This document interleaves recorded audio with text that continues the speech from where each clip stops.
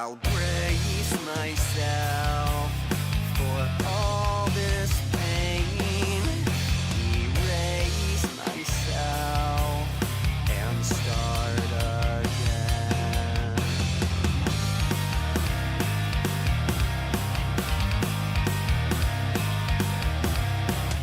Grab a hold of me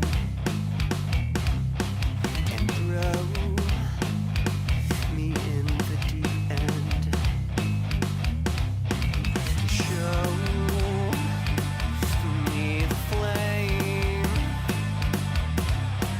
that burns inside of me, and I'll brace myself for all this pain, erase myself and start again, and I'll face myself with honesty, erase myself and start again. Yeah, yeah.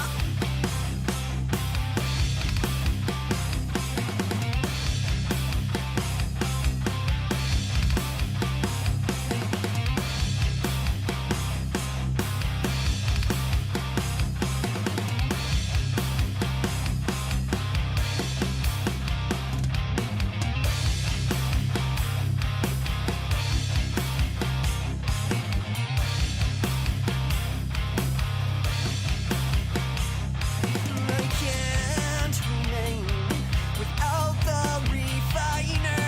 It's time to change what used to define me.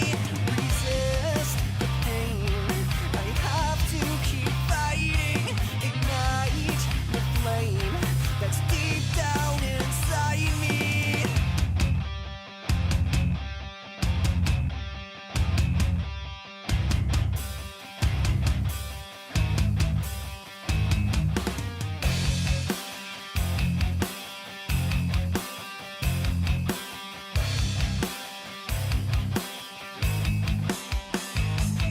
It hurts at first, but worth all the pain to see myself and not be ashamed.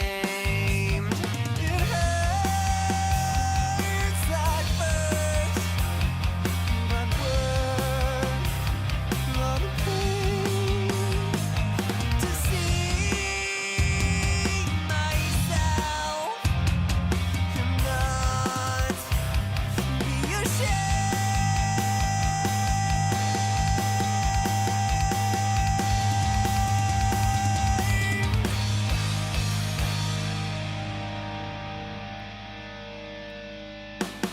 And I'll brace myself for all this pain, erase myself and start again, and I'll face myself with honesty, erase myself and start again.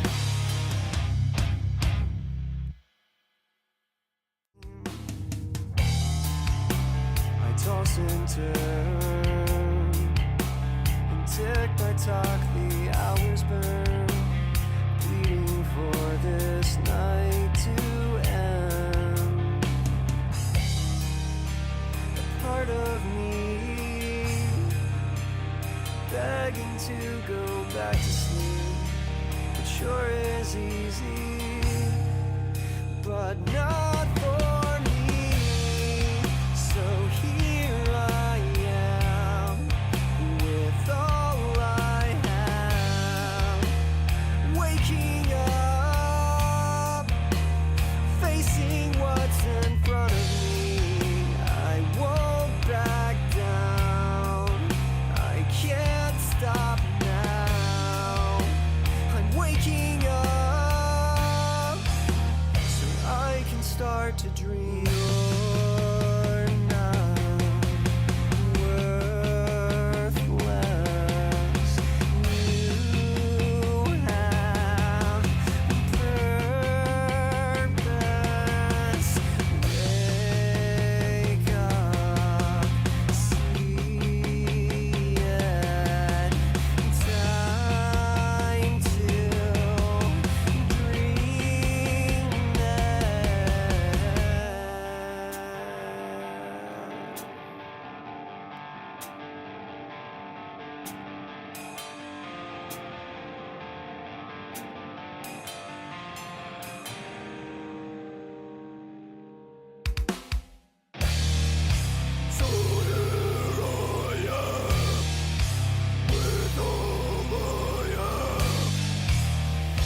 waking up. I'm facing what's in front of me. I won't back down. I can't stop now. I'm waking up so I can start to dream. So here I am with all I have. I'm waking up. I'm facing what's in front of me. I won't back down. I can't stop now. I'm waking up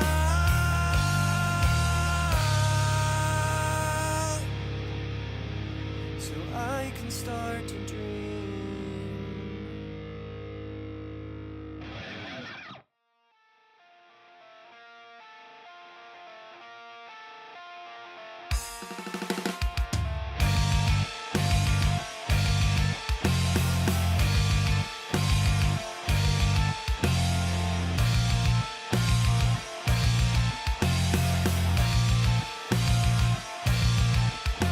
Your smile so deceptive that it almost looks real.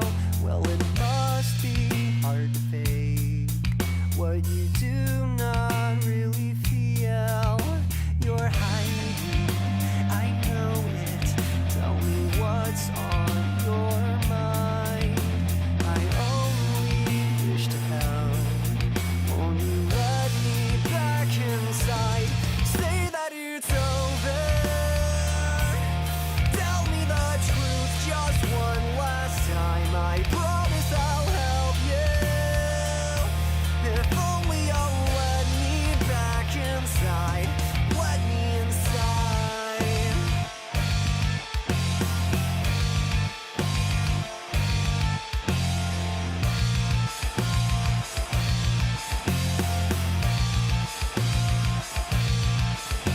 Your face shows no reaction when I call out your name. Your presence like a ghost. You seem so far away.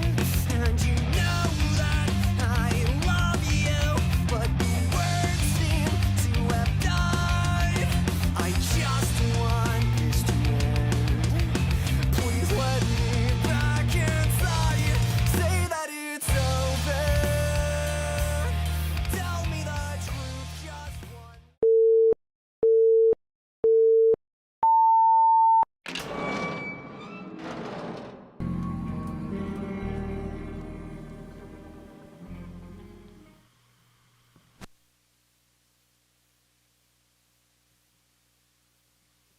Well, good evening, folks, or good morning, good afternoon, good night. Sorry, there we go. Coming through a little louder now. Good evening, folks, or good morning, good afternoon, good night, whatever time it is, wherever you are in the world. Quincy Kane here, and this is live stream number 170. And for this stream, I'm excited because this week I just released a new song known as A Mirror That Is Broken. That's the name of the new song. If you haven't checked it out already, I'll post a link. And this will take you, you can find the song on Spotify, and I posted an official track video, so if you wouldn't mind checking out the track video and leaving a like and a comment and even sharing it, I would certainly appreciate that. But definitely excited about having a new song released, and that's what we're going to be looking at for this stream. We're kind of celebrating the new release, and let me bring up my project here. But we've got all the music right here. I'm going to be kind of breaking down what went into the song, and it's I've certainly learned a lot working on this song, and it's always so satisfying kind of hearing a song come to life and hearing all the different layers. And it's really interesting how you can use different elements, different instruments or different effects to create a more immersive and engaging experience throughout the song as it plays. So I'm looking forward to sharing that with you all and kind of deep diving into it. And I think you might be kind of surprised of some of the little things that might be in there that you maybe didn't notice on a first listen. And yeah, if you have any questions at any point, again, some of you, maybe you make your own music. And so if you have any questions, I can certainly share some things that I've learned about that. Maybe you're just curious how the process works. And whatever questions you have, again, feel free to ask ask them, and I'll do my best to answer. So I'm going to catch up with the chat first, and before we get going, the first thing we'll do, we'll just listen through the song, and then we'll do a deep dive into it. But catching up with the chat, we got Fab in the chat. Appreciate you tuning in. And we got Lonnie revisiting. I really enjoy your music. Thank you, Fab. I definitely appreciate that. Thank you so much. And then Lonnie, the stream was about to start, but I was going to comment, that's really cool that you have a wood shop and a metal shop. I think that's really cool. I was going to ask, do you do that kind of just as a hobby, or do you sell anything? Do you... is there anything you do with them afterwards? You just kind of make them and then sort of set them as a collection for yourself, or do you do any any kind of purpose? Do you make things for people or things like that? I'd be curious to just hear a little bit more about that. But I think that's a really cool thing that you do. All right. Yep. Fab saying, yay, new release. Yep, indeed. Definitely excited about that. So let's go ahead. We're going to have a listen to the song. And I'm just going to play it, and we'll listen, and then afterwards we will do a deep dive into some of the things here. So here we go. This is my latest release. This is A Mirror That Was Broken.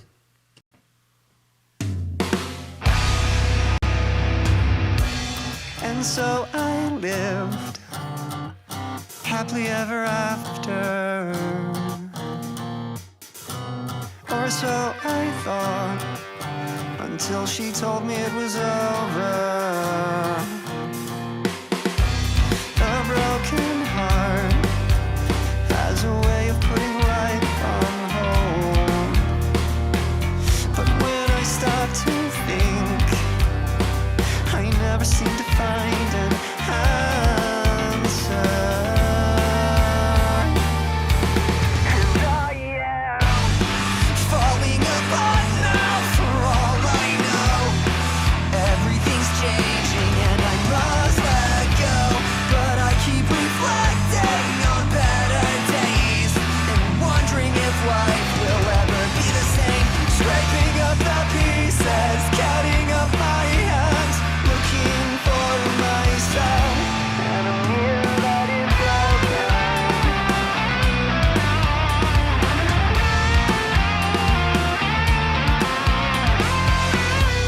I said goodbye and never saw my friends again. Then took some time to see if I could make things clear. It's a lonely drive when there's no one in the passenger seat. And I'll catch myself often glancing in the rearview mirror. 'Cause I am falling apart now, for all I know. Everything's changing and I must let go. But I keep reflecting on better days and wondering if life will ever be the same. Scraping up the pieces, counting up my hands, looking for myself and a mirror that is broken.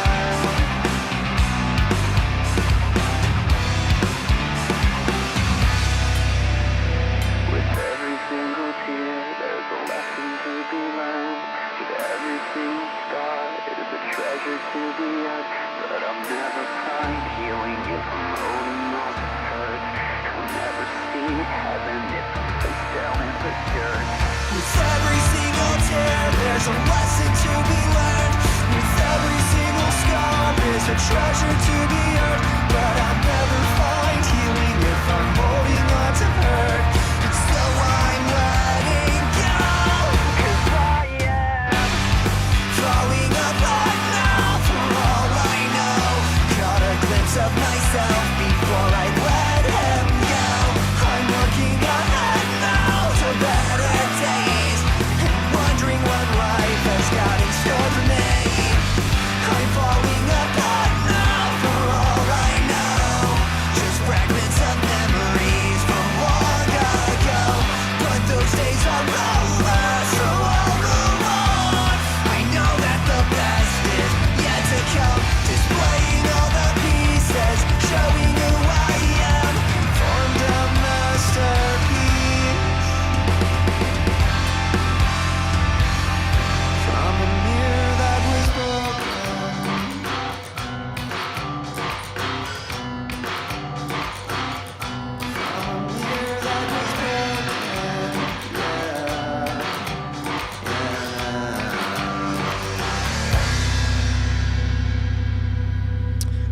right, there we go. So that's my latest release. That is A Mirror That Was Broken. And again, that's currently available on Spotify. And I just posted an official track video. There's going to be more content coming related to that song. There's going to be a music video coming in a few weeks and a stripped down version coming out later as well. So there we go. But we're going to go ahead and have a deep dive into this. So again, if you ever have any questions, feel free to ask them. I might be a little occupied kind of breaking down the song, but I'll take breaks periodically and catch up with the chat. So let's go ahead and have a look here. So first thing to kind of keep in mind with this song, it was a really interesting one to work on because I wrote this song years ago, and we'll talk more about that later, but I originally wrote this song back sometime around 2010.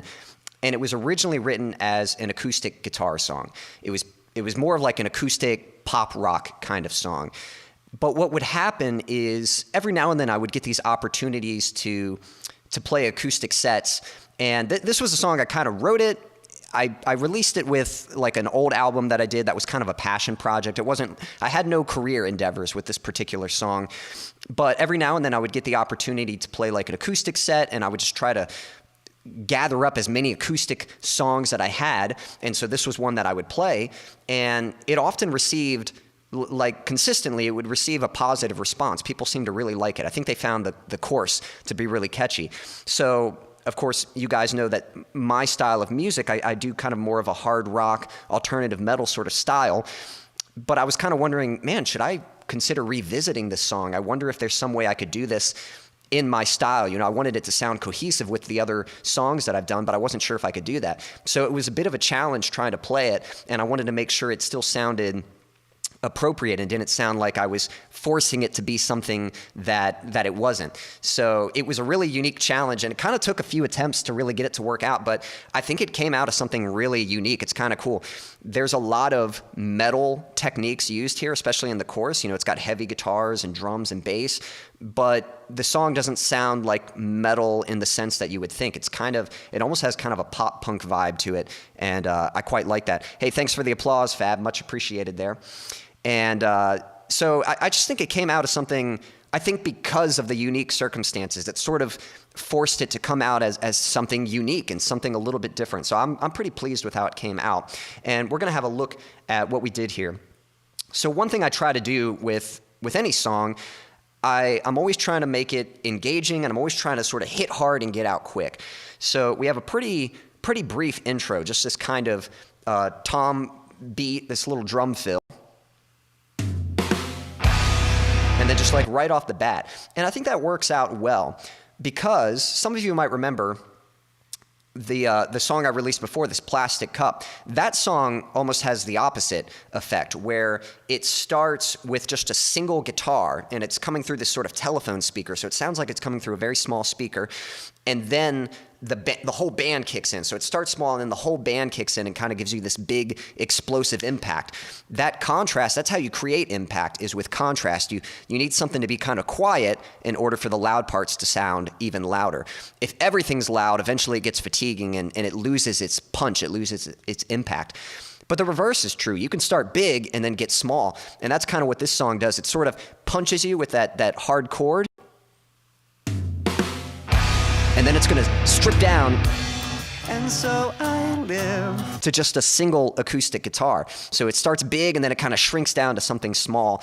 And it kind of works because the song is sort of expressing more of a sense of vulnerability and hurt during these verses. And then the chorus is kind of more expressing that desperation or that frustration, you know, a little more agony. And so you've kind of got these very kind of isolated, sad sort of sounding verses, and then these sort of heavier, more aggressive choruses that kind of come in. So it's a pretty, you know, it doesn't overstay its welcome. It just kind of, it gives you a little taste of what to expect. And I think that's the nice thing too, because if it just started with the acoustic guitar, and so I lived. You know, no, like actually, let me mute the drums and the bass and like, let's have a listen here. And so I lived. You know, if the song just started something like that, you know, it might kind of confuse you. You might think you're in for some like acoustic pop rock song, but because it has that heavy intro, it sort of gives you like a little taste of what to expect, and then and then kind of pulls the rug out from under you and sort of takes you in a different direction. So we start off by creating things really small, and this was sort of a tricky thing to do, but I kind of realized in order to make this song work, I was really trying to support the lyrics of the song. So if you listen to the lyrics, it's saying, "And so I lived happily ever after," or "so I thought until she told me it was over." So this is someone who had an expectation and then it was thrown off. Things didn't turn out the way they expected, and they're dealing with heartbreak. That's the next part. A broken heart has a way of putting life on hold, but when I stop to think, I never seem to find an answer. So it's this kind of person that's sort of being reflective and kind of thinking about this hurt that they're experiencing. So I was trying to reflect that in the music. So I really wanted the drums and the bass, even though they're playing a beat and providing the rhythm, they're not quite heavy yet. They're kind of a bit more restrained. So we'll listen to that. So it's just a single lonely acoustic guitar. Happily ever after. And then we have these lead guitars come in. Or so I thought, until she told me it was over. And then it kind of kicks in, but this isn't as heavy as it can get. It's just giving us kind of a pulse, giving us a beat. But when I start to think, I never seem to find it. And then we start building up anticipation.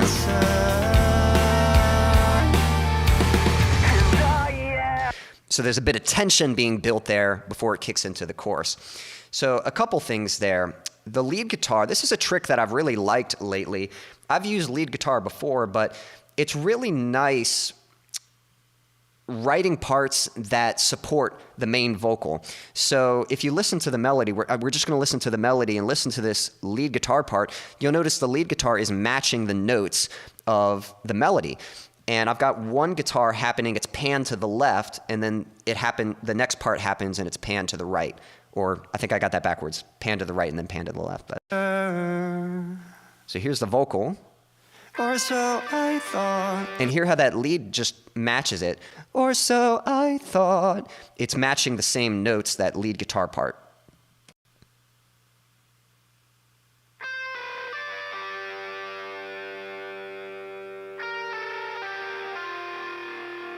It's got some delay, so it kind of just creates sort of this sense of ambience and space.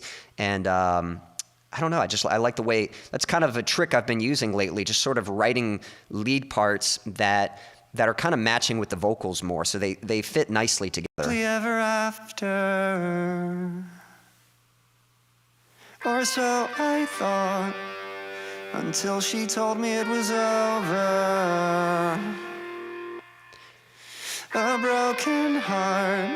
So then when it goes into this next part, you'll notice this if you're listening on headphones, but the lead guitar, it was split left and right, but then what happens is it goes mono. So now it's just one single lead guitar up the middle, but it's playing in sync with the vocals. And then the acoustic is going to split. So if I play just the acoustic guitars, it starts kind of small. It's just a single acoustic guitar.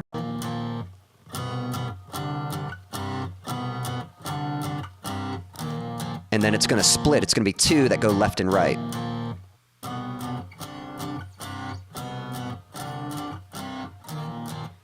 Again, so if you're listening on stereo speakers or in headphones, you'll notice that. If you're listening through just a phone speaker, you might notice that the guitar might sound a little smoother or a little thicker sounding because there's two of them now being layered up. So that kind of creates like a nice, just sort of anticipation. We've got this single guitar and vocal. I lived happily ever after. And then the lead guitar creates some anticipation, Or so I kind of letting you know like something's coming. until she told me it was over. And then it really kicks in. A broken heart has a way of putting life on hold. Now this was an interesting song to work on because originally, if you've heard me play just the acoustic guitar, the acoustic's very percussive. It's already got a lot of rhythm to it. And the original version I had, there was a lot going on with the acoustic guitar, the bass, and the drums. And so I had to kind of simplify things. So even the guitar, I'm actually doing less than I normally do. The guitar, it's just kind of a bump, bump, bump, bump, bump, bum, bum, bum. I'm not adding in quite as many extra hits. When I normally play it, it's kind of you know, there's like a lot more space being filled in. But if you listen to the acoustic, it kind of stops abruptly. Whoops. That's not the acoustic there. Pause. Pause. It's kind of dun, pause, dun, pause, dun, pause. You know, these like little breaks in there. Whereas when I play it by itself, I'll actually kind of strum the strings and fill up more of that space. But when I tried to do it with the other instruments, it just kind of, it sounded too crowded and too muddy. Plus, I had this bass line that I really liked. The bass has this kind of little walking part that's kind of nice. I don't know. It's a fun bass part.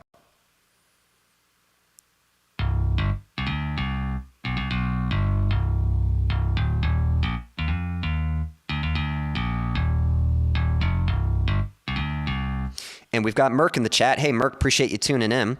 I like the build-up. Well, thank you. Yeah, we're going to talk about that. We're getting there. You know, it's sort of building anticipation, and then it kicks into the beat, and then it's going to build even more tension and more anticipation before it goes into the chorus.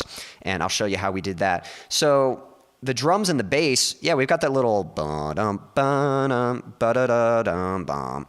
And it just kind of adds like a nice movement. I don't know how to explain it, but I actually wrote this bass part originally, like years ago, and I don't know, I still liked it, so I still wanted to use it.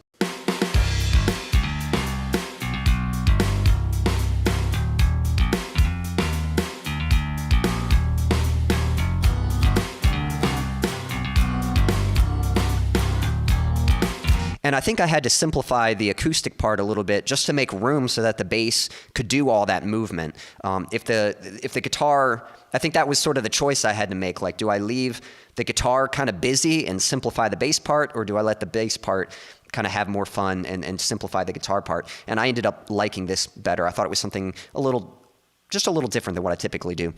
Hey, Stan, appreciate you tuning in. Hey, Jack, hope you're all doing well. Jack saying, hey, sorry I'm late. Hope you had a great week. Well, thanks, I did. We're kind of just getting started, but we're breaking down the song here. So just to get you up to speed, hopefully you've heard this already, but this is my latest release, A Mirror That Was Broken.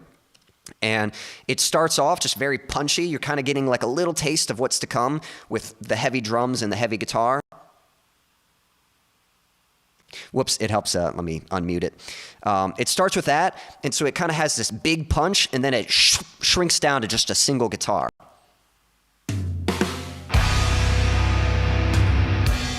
And so I lived. So you have a nice contrast there of going from something kind of big and then to just this very vulnerable single guitar, just straight up the middle with a single voice. Happily ever after. And then these lead guitars kind of build up anticipation. Or so I thought. Like something's coming. Until she told me it was over. And then we kick into the actual beat. A broken heart has a way of putting right on home. And so our main rhythm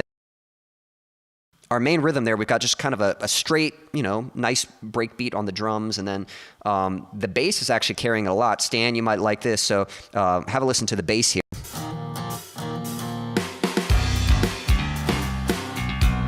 It's a fun little line.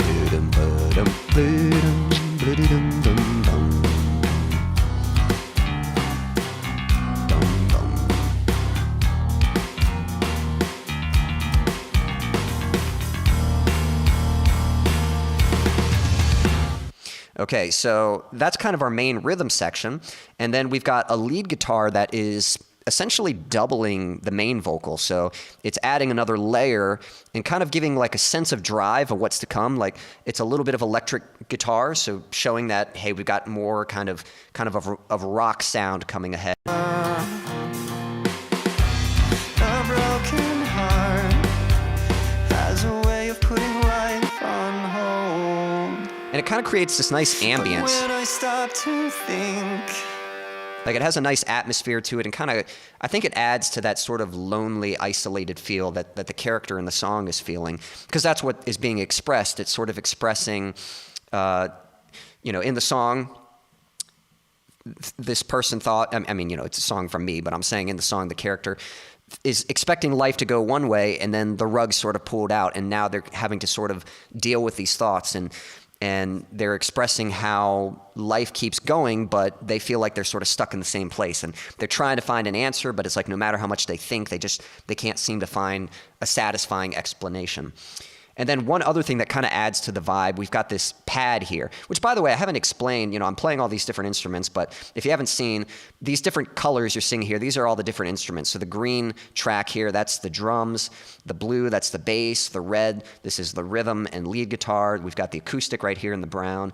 The pad is the pink, and then the yellow tracks are all the vocal tracks. So we've got this pad that comes in. I'll play it. I'm actually using 2 pads in this song.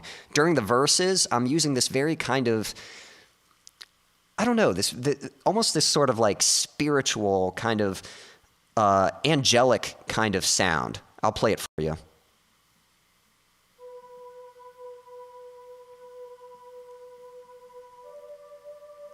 Just a very kind of spacey sound. So it's very soothing, very calming. And it's a very subtle thing, but that adds a lot. Again, I'll play it with the track, and I'll mute it and I'll unmute it, and you'll hear, like, you don't really notice it when it's there, but as soon as you take it away, it definitely adds a lot. So here comes. A broken heart has a way of putting life on hold. But when I stop to think, without it, the track just becomes a little more dry and a little more dead. That's an over-exaggeration, but it's a very subtle way of just giving just a little more life and a little more ambience to the track. broken heart.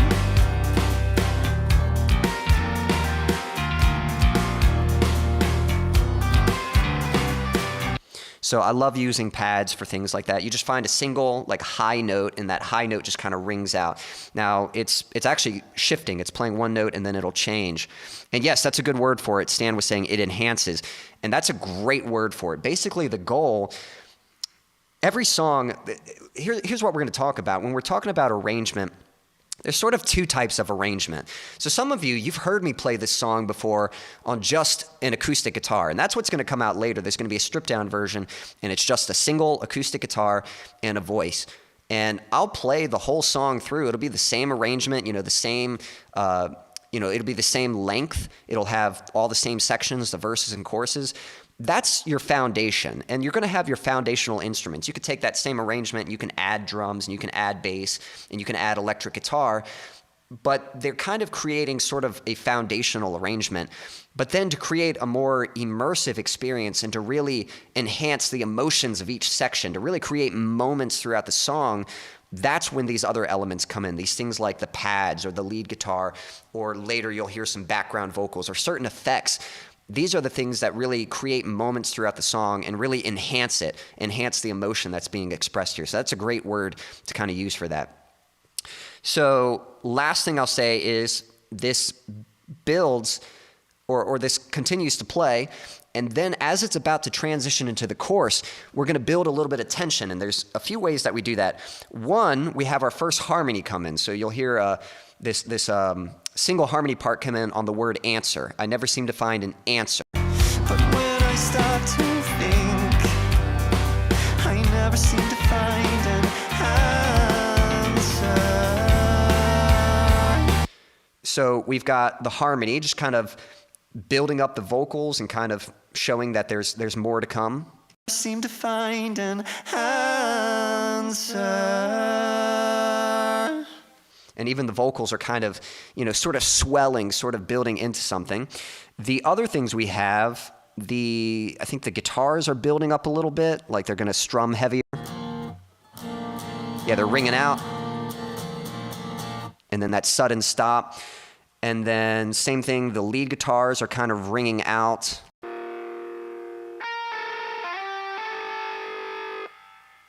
Yep, just kind of ringing out those notes. And then the last thing, I've actually got these this feedback.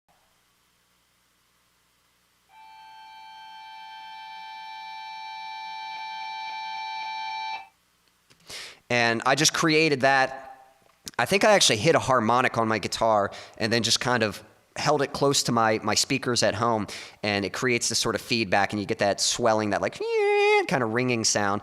And I panned one left and right, and I'm going to mute that real quick, but that does a lot to sort of create that tension and that anticipation. So here's without the feedback.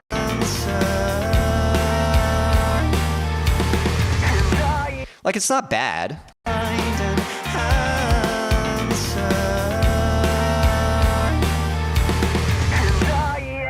But listen how much more tension there is when you add that feedback in there. Never seem to find an answer. It kind of like builds up this like shh, and then it just disappears, you know? And that goes back to contrast. I've talked about this before, but in order to create an impact, if you want something to sound big, it usually helps to have something small happen before it. You have something small, and then that creates sort of a moment of levity, and then when the big part comes in comparison, it just has a lot more smack. If everything's really big, it's, it gets heavy. Or if everything's big, you know, it kind of loses its impact. It might hit hard at first, but after a while it gets fatiguing. So you need that variation in there. Stan commenting saying, yes, the background vocals. I was going to say echoes, the harmonies. You really did a lot with this one. Well, you're not wrong about echoes and things like that. I did more than just harmonies. There's actually a lot of background vocals in this one, and we're going to get into that when we get into those sections later. By the way, if you have any questions at any moment, if you're curious about something, feel free to ask them, and I'll do my best to answer. So what we do here, it all builds up, and then it shrinks down to just this single vocal. And to make it even more impactful, rather than just a single vocal, I'm using this telephone effect. I love this telephone effect, and I like to use it. There's just certain moments where it just does a great job making the vocals more interesting. So you'll hear how the main vocal goes from the regular voice, and then it kind of shrinks down to that distorted sort of telephone effect, like it's coming through a small speaker. I never seem to find an answer. Right here. And I am falling apart now. So everything's going to stop, and we're just going to get that single, radio voice, and then it kicks in. So listen to the impact. It's going to build up, it's going to shrink down, and I am, boom, and then kick in with that first chorus.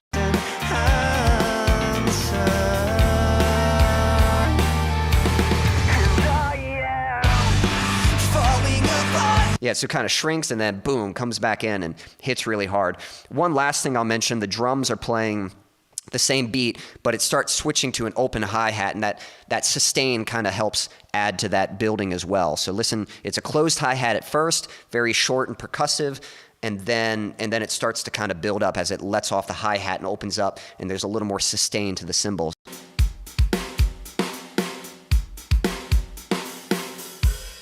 Opening up. And then there's also that reverse cymbal. That's an effect I like to use. That's a great effect for just creating impact. It's what it is. It's when you hit the cymbal and it crashes. Like, listen to the crash here.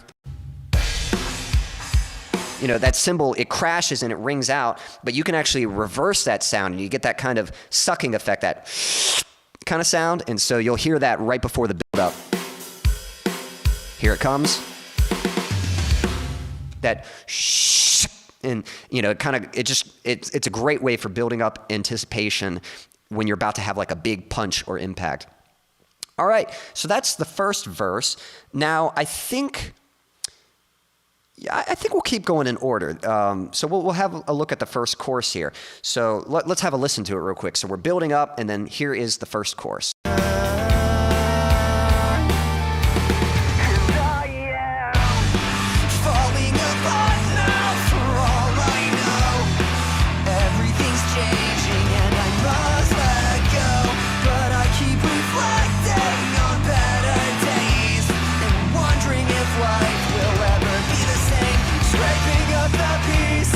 Counting up my hands, looking for myself, and I'm here. keep going in a bit. So first off, catching up with the chat, Stan saying, love the classic radio sound. Yeah, I like that kind of small, tiny speaker sound. And then thank you, Merck, saying everything sounds so nice and clear. Thank you. I try very hard to do that when I'm producing the song, trying to create sounds and trying to mix them so that everything comes through very clearly and creates a nice punch and impact. I love clarity and punch in mixes, so that's what I try to do for mine. So thank you. I'm glad you noticed that. All right, let's look at what's happening with the chorus here. So this is kind of interesting because, again, this song was originally written as an acoustic guitar song, and I basically had to change the way the guitars are played. So I was like, to put it bluntly, I was like, how do I make this more metal? And it's kind of funny because it's doesn't really sound like a metal song in the way that you think of metal, but there's a lot of things here. Like if you listen to just the drums, the bass, and the guitar, it's all really distorted and really heavy sound. Right here.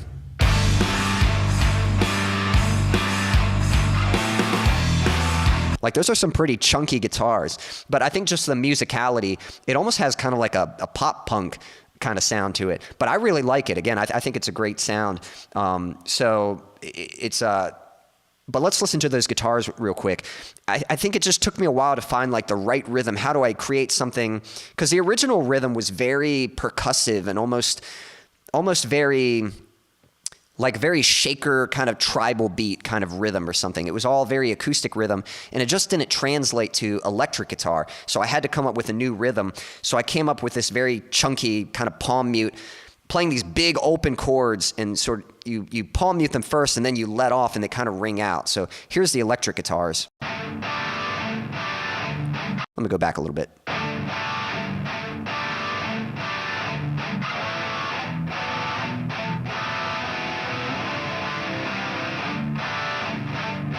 So that dun dun dun dun dun, kind of sound.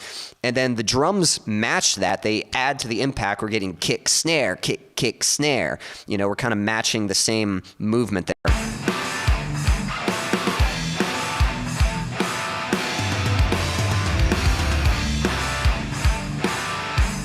So I'm basically just trying to put everything in sync so that it punches really hard.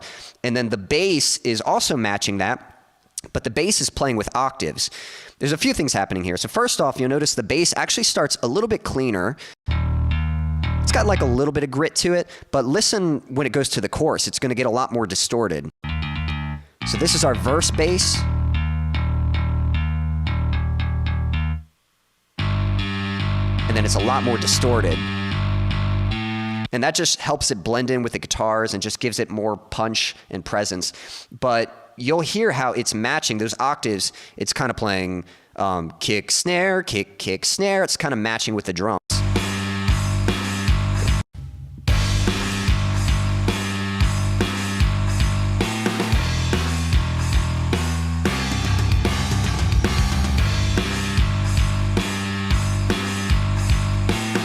And then you blend that with the guitars and you just get this very punchy sound.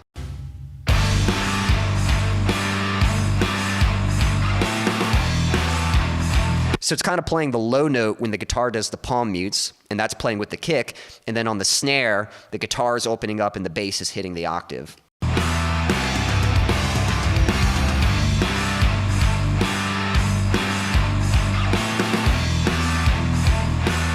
All right, and then this first chorus, I don't think it has any lead guitar. Let me listen real quick, but I'm pretty sure there's no lead guitar in the first chorus. Yep, no lead guitar. There's going to be lead guitar that comes later, and that's where some variation comes in. So we'll talk more about that. But basically, as you have a song, we've got the first verse and the first chorus. After this, we're going to have another verse and another chorus. And we want them to be distinguishable enough that we can tell, okay, here's the verse again and here's the chorus again. But we want enough difference or enough variety to keep it interesting. So it's not just copy and paste. We're not just hearing the same thing over again. So lead guitar can help with that. No lead guitar in the first chorus, but the second chorus, that's going to be a new element that comes in and sort of helps to make it sound exciting because you're not just hearing the same thing that you just heard before.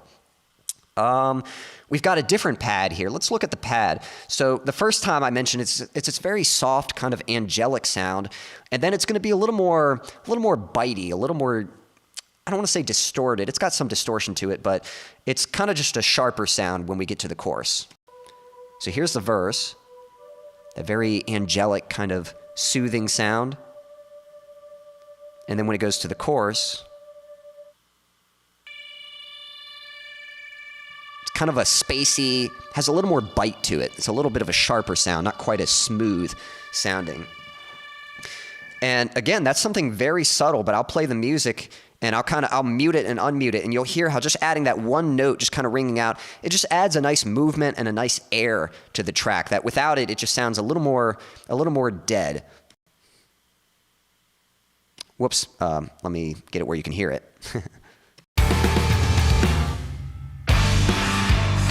So I'll mute it.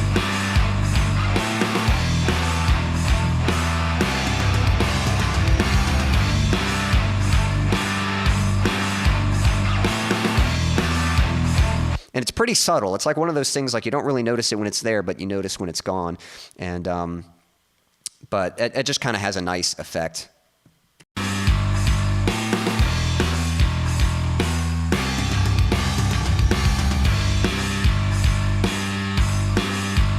It's a very simple way just to add like a little more energy to your choruses so that they have a little more impact. And then we've got some vocals here. Let's go ahead and listen to all the vocals in this.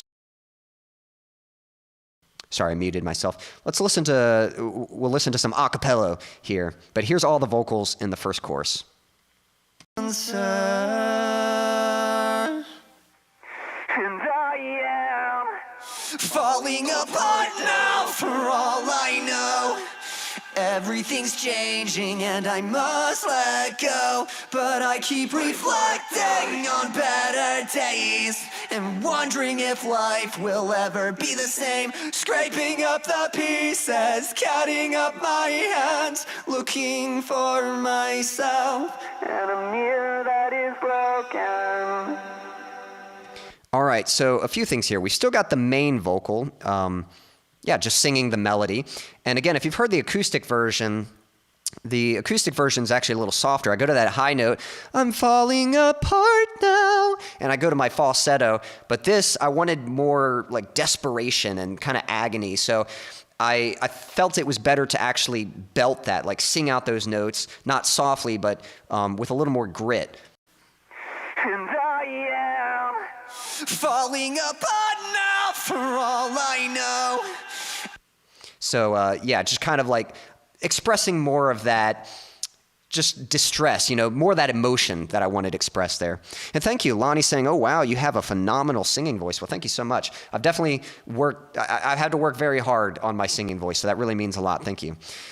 So the first layer, there's a few different layers I like to add. The first layer is a double and an octave. That's what this one here is. So what this is, it's actually, all right, a double is when you're singing the same part and you just kind of blend it in. So you get this kind of nice, it's sort of an interesting, I don't know, you hear it a lot in the 90s. Like in the 90s, they really turned it up. It was really effective. Hey, we got Daniel in the chat. Hey, Daniel, appreciate you tuning in. We're just breaking down this song. I don't know if you've had a chance to hear it yet, but I released a mirror that was broken. So again, there's a link. You can check that out. And I posted an official track video. But we're breaking it down. We're looking at the chorus right now. And we're looking at the vocals. So doubles, you can hear this a lot in the 90s, like they really turned it up.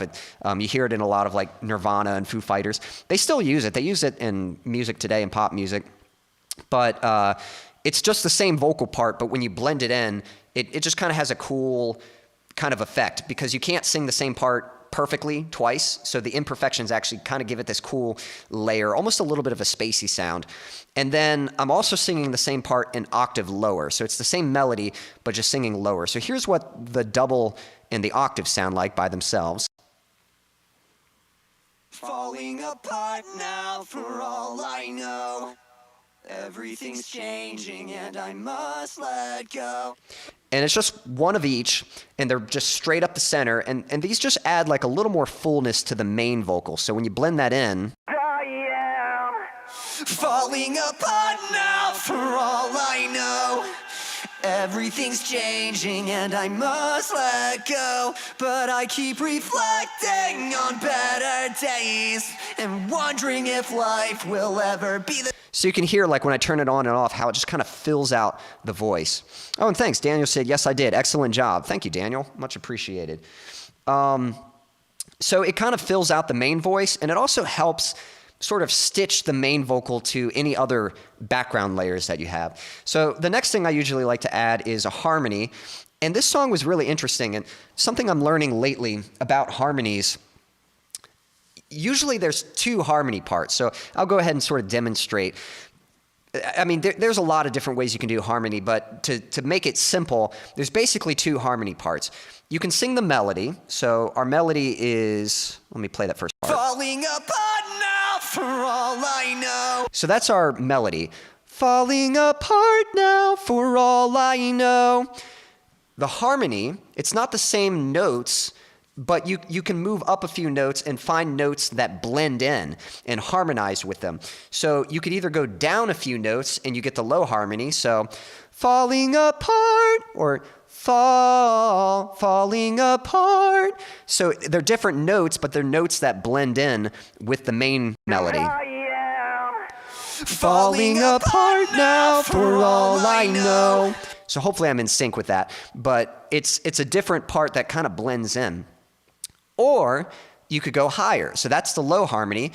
You could go higher. So falling apart, I could start on that note. Falling apart now. So you get a higher harmony. And I am Falling apart now for all I know. So there's two different vocal parts. Now here's the thing. When you're trying to come up with what layers you want to use in the song, sometimes vocals can be a little busy. Like if you have too many vocal layers, they can, like too many harmony parts specifically, it can take away from the main vocal, and it kind of defeats the point. Like you want people to hear that melody.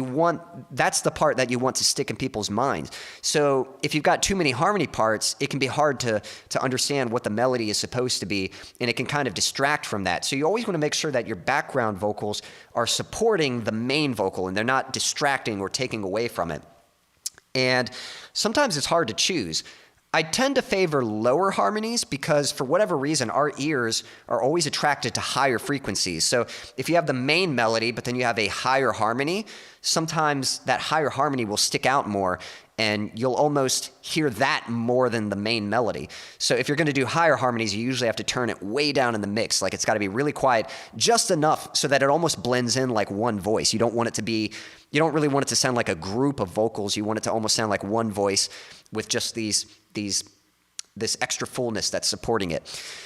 So I tend to favor low harmonies, but every now and then the high harmony can sound good. And usually, again, it usually gets a little too crowded to use both at the same time. It's usually better just to use one. That's not a rule. It's just a general tendency. And so it can be hard, like, man, which one do I like better? Do I like the low or the high? And it's kind of funny, but I think growing up in church, so I help with the music at our church here, and a lot of times we'll have someone sing lead on a song, and then we'll have someone sing harmony. But even though they're singing harmony, usually they'll find either a low or a high harmony part, and they'll sing through the whole song.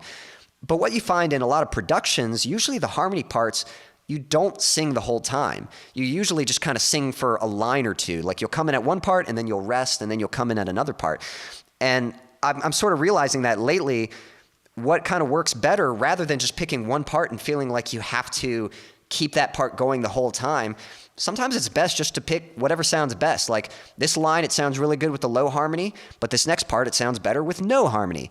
And then this next part sounds better with a high harmony rather than the low harmony. So that's something I did on this song. I actually kind of jumped around a lot, just jumped back and forth from high and low harmony rather than feeling like I just had to pick one and stick to it. I just picked whichever one I thought sounded best.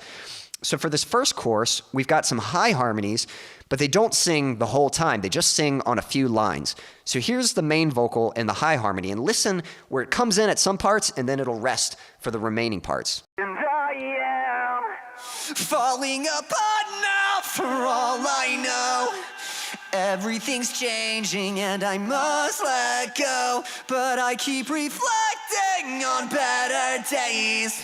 So it's only coming in on those lines. I'm falling apart now, for all I know. Just coming on that line there. And then everything's changing and I must let go. And then coming on. So it's kind of just emphasizing like the tail end of those lines there. Falling apart now, for all I know. Everything's changing and I must let go. But I keep reflecting on better days and wondering if life will ever be the same. Scraping up the pieces, counting up my hands, looking for myself. So to be honest, like when I recorded this, I actually recorded singing the whole course. But then later, I had to listen and just kind of pick where I liked and where I didn't. And the parts I didn't like, I just cut those parts out. So it's a little bit, it's kind of like one of those things, you get all the pieces at first, and then later when you're hearing the song come together, you just kind of have to pick and choose where you think it fits, and then take it out where you think it doesn't fit that well. And whenever I do harmonies, I always sing it twice, and I pan one to the left and one to the right. So there's actually two vocals there singing the harmony, and just the single vocal singing the main vocal. So that's almost everything, but there's one more layer in there that you might find kind of interesting. I actually have some harsh vocals in there. I've got some screaming and some growling. So here I've got a low growl and a high scream. So I'll let you hear that by itself.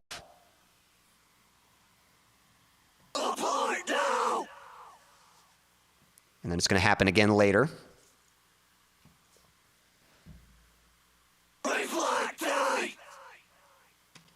So the reason I use this, it kind of crossed my mind wondering if there was a way I could fit it in there. Again, if you look at like the last song, Plastic Cup, some of the main vocal had some harsh vocals in it. There were some parts, like there's kind of a breakdown in the bridge, and so it's got those harsh vocals. Here, there weren't any sections where there were harsh vocals, but sometimes they still work really well as a supporting element.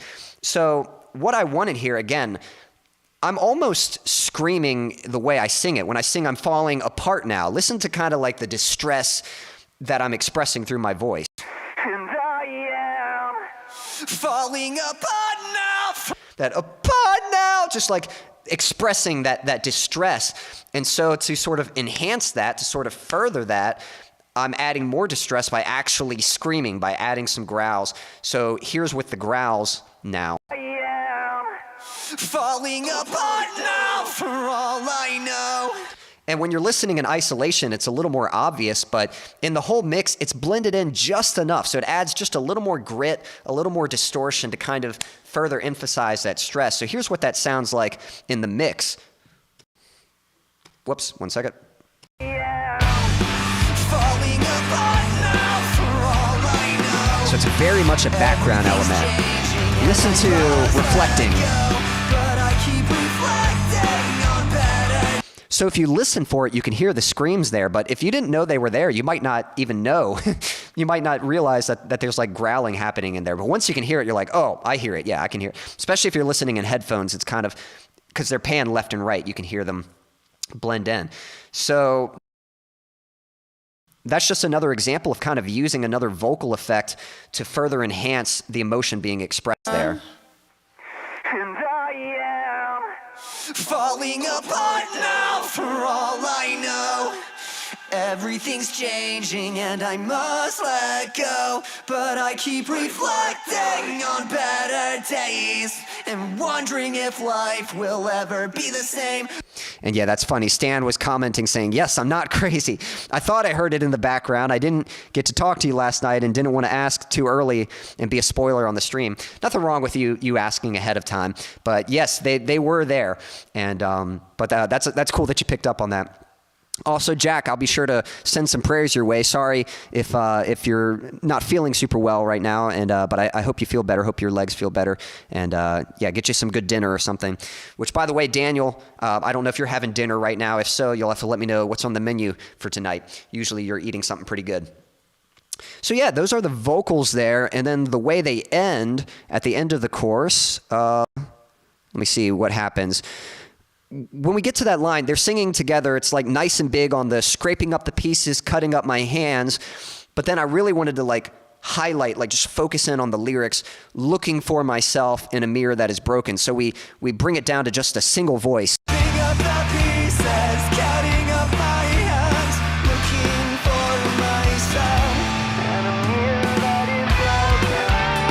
And then we've got that radio effect again on the voice. So it kind of just sort of highlighting that line right there. He says, counting up my hands, looking for myself, and a mirror that is broken. And then a little bit of delay to kind of further emphasize that. And thank you, Jack. Jack's saying, I'm in awe of the work you put into your music, Quincy. Well, thank you. Yeah, I definitely enjoy it. Again, this is like my favorite stuff. I love finding the different layers and trying to create something more engaging and immersive. And so, and I love sharing it with you guys. So thank you. Daniel saying, okay, well, sorry. I think replying to Jack there, but just made a simple egg sausage sandwich, something simple. Hey, sometimes simple is good. Simple and easy, and but still tastes good. So then after the chorus, we actually have a guitar solo. So it's kind of funny because, again, when I originally wrote this song, I didn't have plans for a guitar solo. The original version, which if we have time, I'm actually going to show you guys the original version of the song if we have time. The original version, after the first chorus, went into a really long instrumental. And so the first thing I changed was just shortening that. Just a brief instrumental and then getting right back into the song. But I felt like, I might actually be able to add like a guitar solo here, and that might sort of add like a nice energy and again, just creating more engagement. So it doesn't just feel like we're hearing like a little break. It's like there's actually something interesting to listen to. So here's the guitar solo.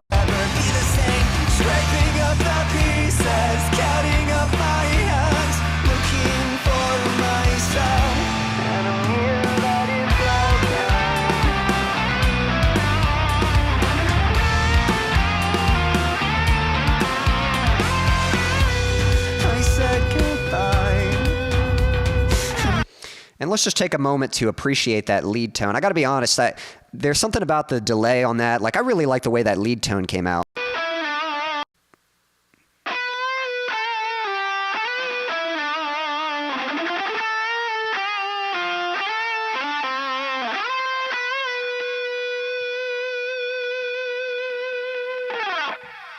It's just a very pleasing lead tone.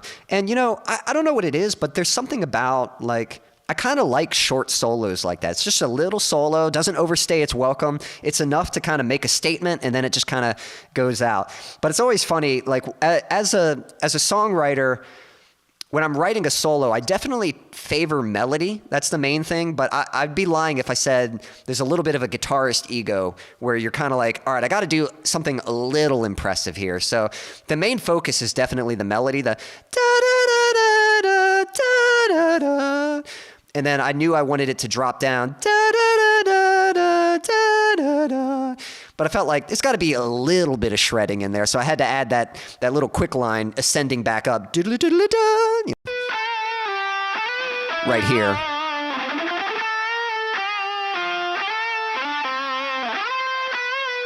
So that little burst of shredding, that's purely just for the other guitarists out there. Just, it's like, if I'm being honest, But it does sound good, So it's not, the purpose of that solo is not to shred. It really is to provide melody. But, you got to throw in a little bit of shred in there if you can, as long as it works.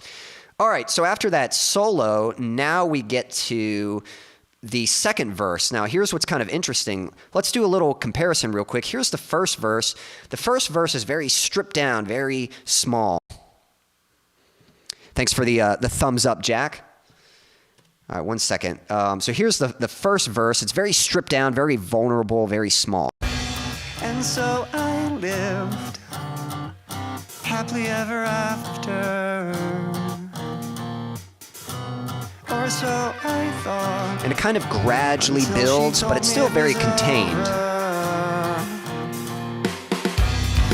broken heart has a way of putting right.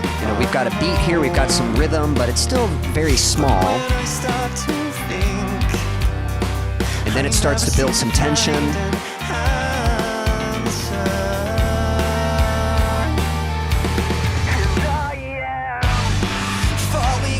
And then we've got that big impact from the first chorus. So now we need to strip things down again, but we don't want to copy and paste. We don't want to do like exactly the same thing. So I was pretty pleased with how this came out. I'm excited to share with you guys like some of the stuff that went in here. I really like how this verse came out. So here's verse 2. It's the same chord progression. It's the same, it's the same chords, just like in the first verse, same melody from the vocals, but obviously it's going to have a different kind of vibe to it. So let's listen to the verse, second verse. Catch myself. Whoops, I went too far. Here we go. Second verse. I said goodbye and never saw my friends again. Then took some time to see if I could make things clear. It's a lonely drive when there's no one in the passenger seat, and I'll catch myself often glancing in the rearview mirror. All right, so a few things going on here. So the first thing was I knew I wanted to bring the acoustic back. I can't remember where it came from. I think when I did my first draft of this, the first thing is I wrote that drum beat with the toms, and I really liked that. It was a nice way to sort of bring it back down, sort of calm it down, and not too heavy and aggressive, but it was something different than just the first break beat that I did. So I liked that the drum beat was different than the first one.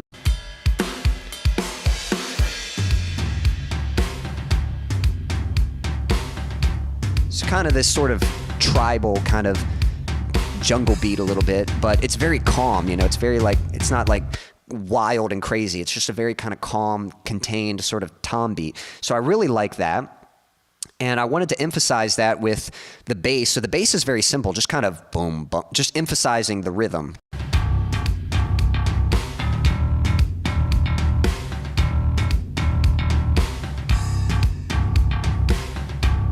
Again, I was trying not to get too overly complicated. I wanted to bring it back down to that loneliness and that isolation. And then what's interesting is it was so hard to figure out what to do with the guitars during this section. Again, because this was originally an acoustic guitar song, but now I was trying to adapt it into more of a rock metal kind of sound. And I ended up writing a new part, but I really like it. This is an acoustic guitar part that I didn't have in the original version, but it works really well. Since the toms are kind of taking the role of the rhythm and the percussion, I wrote these kind of sustained picking notes, and they're following the same chord progression, but they just sound really nice. So here's the acoustic guitar.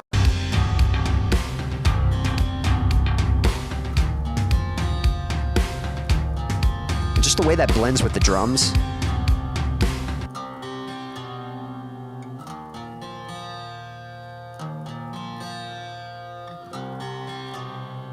So I just like the vibe of that. It's just a very sad sounding guitar part. And so I really like the way that blends in. Now, what was interesting, I had a choice to make. I was like, okay, am I going to do this on the acoustic, or am I going to try this on a clean tone or maybe some kind of crunch tone? And I ran into the problem where I liked both. So sometimes you run into that problem like, man, I like both. So I decided, well, I'll find a way to use both. So it first starts with the acoustic guitar, but later you're going to hear that same picking part happen with the crunch tone. I'll go ahead and play that real quick. So here's what it sounds like with just the crunch tone. It comes in the second half.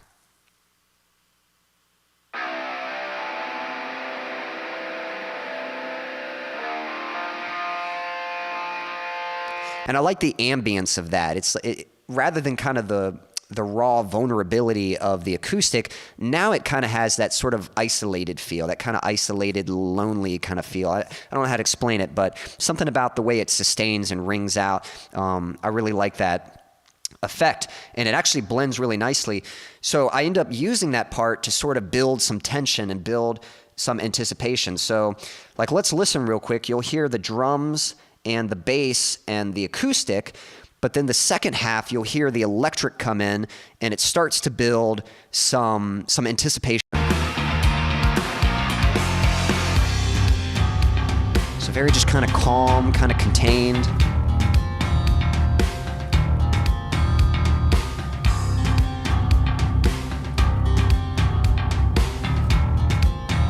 And now we start to build some tension.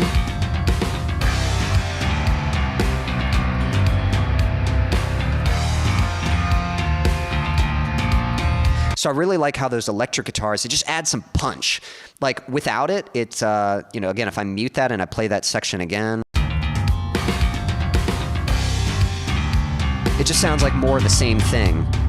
You know, yeah, it just sounds like a repeat of the same thing. Whereas when you add the electric, it's a subtle enough variation that it feels like it's growing and now something's about to happen. So that's a really important thing in your song. It's just you don't want it to be too redundant. You want it to feel like it's progressing and it's going somewhere. The other thing that changes there is the bass starts to add in a few more notes. It goes back to kind of its original bass line. So here's what the bass is doing on that second half.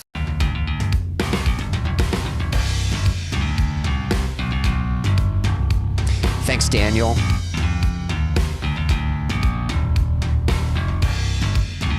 Daniel saying it sounds delicious, and yeah, I agree. It's very pleasing. Let's listen to the acoustic and the electric together, because they blend really nice. I was kind of surprised about that. Sometimes acoustics and electrics can kind of fight, but this crunch tone and the acoustic, they just blend really nicely. They're both playing the same thing, but the acoustic is playing twice. It's playing each part twice. So here's the acoustic, and then it'll switch. And it'll play that again, and then switch back. Now the electric, it's just playing the first part, and then it's letting it ring out. And then it'll switch and play that part, and then let it ring out. So here's what they sound like together.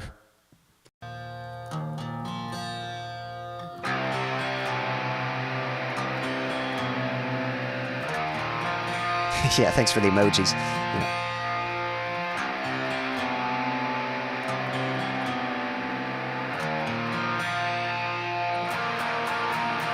And then they kind of strum build up at the end there. So I just love the way those blend together. Now, there's a couple other things, something I want to share with you guys that's really cool. So I've heard before about producers using things like other percussive elements, things like shakers or tambourines. And for whatever reason, I thought, you know, I should try that. Let me see if I can get that to work. And so one thing that is really cool that I really like about this verse, and in other parts of the song as well, I actually have some shakers and some tambourines happening. So I'll let you hear what they sound like by themselves. And it's amazing how much they add. Like, it's such a cool element. Like, I love it. So it's kind of quiet, but it adds so much. So what we've got two tambourines, and they're panned left and right. And they're kind of providing sort of like some kind of a, like, sort of some jingle sound kind of to it, you know. And then also to the left and right, we've got two shakers, and they're actually playing slightly different rhythms. So it kind of adds this sort of percussive, but this kind of tribal sort of drum kind of sound, you know. And I just want you to hear what that does. Listen to the drums without it, and then listen when I add it in there. So here's without, and now I'm going to add it in. And without.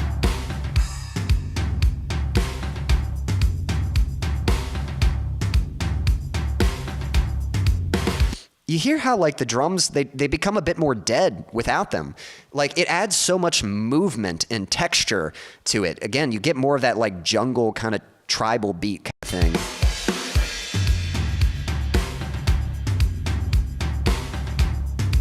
It's such a simple thing to just add in there, but it does so much. So again, I'll turn it on and off. We'll play it with the other instruments as well. So here's without.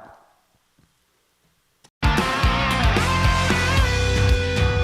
I'm going to turn it on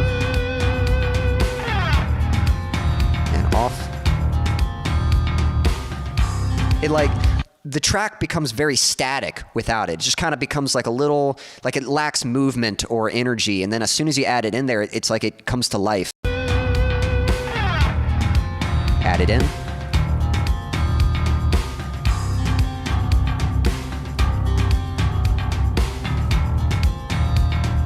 Thanks, Stan. Stan saying mind blown with you in your ears.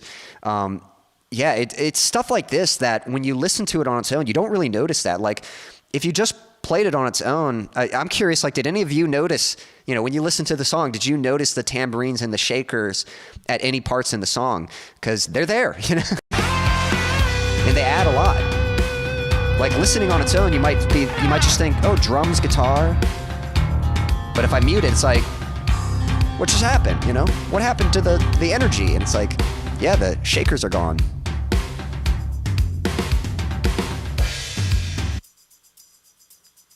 And that's not the only section. There's a couple more sections in the bridge and the last chorus. There's more percussive elements like that. So that was something I hadn't really messed with that, but and yeah, Jack saying, can't say I did. And that's okay if you didn't, because it's one of those things like, again, if you're not listening for it, you're probably not going to notice it. But that's kind of what excites me about it is I hadn't really messed with it before, and just getting it to fit in there, it's just very satisfying.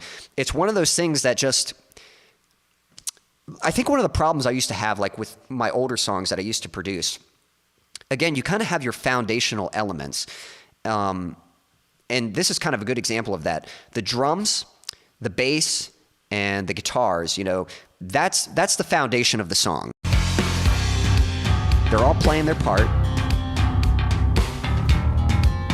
And you know, it sounds fine. It sounds good. And that's what you need. You need to start with a good foundation. But then when you add those extra things like the shakers, now that's that extra icing that now the song has more movement. It doesn't feel like the foundational stuff. The only problem is the foundational stuff can sound a little static.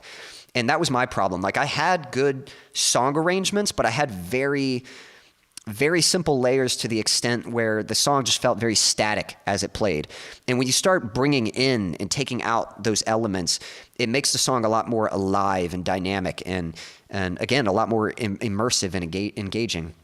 There's a few other things in this section that are adding to that. One is that pad. We've got that angelic pad coming back here, so I'll remind you what that sounds like.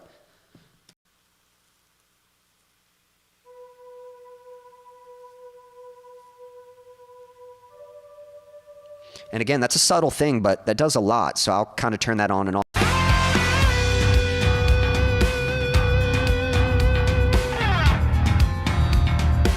It's on and off.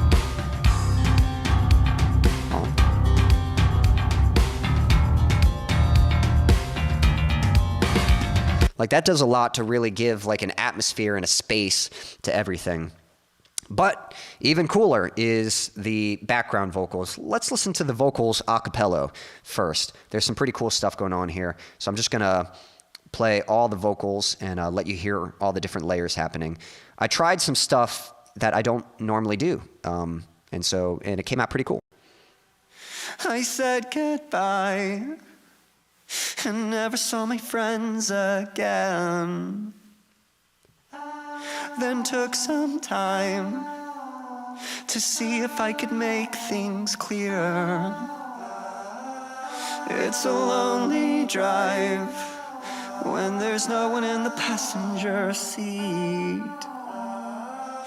And I'll catch myself often glancing in the rearview mirror, 'cause So there we go. And yeah, I was reading Daniel's comment. Absolutely right. There's some small things like that in certain Metallica songs you don't notice until you listen to the isolation of the tracks. And yeah, that's the stuff that like excites me. It's really cool when you get to hear isolated tracks and there's stuff like, whoa, I did not know that was in there. You don't, it's like, it adds so much, but again, you don't notice it if you're not listening for it. And that's the tempting thing. That's actually probably the hardest thing, because when you're first mixing, you want to turn it up really loud, like you want it to be noticeable. But the honest truth is it only needs to be loud enough just to support. Like it should be noticeable. It's one of those things like you don't really notice it when it's there, but you notice it when it's gone. So it's definitely adding something, but it's not, it's not front and center. And you definitely want to be careful. You want to be careful with those background elements, because if you do turn them up too loud, they can become distracting and have a negative effect. They become more of a distraction from the song rather than supporting it and adding to it. And yeah, Stan's saying, dude, I think my ears are getting better. Because yeah, I think Stan could hear some of those background vocals. Let's talk about that. So the obvious one is the ahs. I'm going to mute those for now. First, we go back to just a single vocal. I said goodbye. Again, trying to just strip it down, that vulnerability. I never saw my friends again.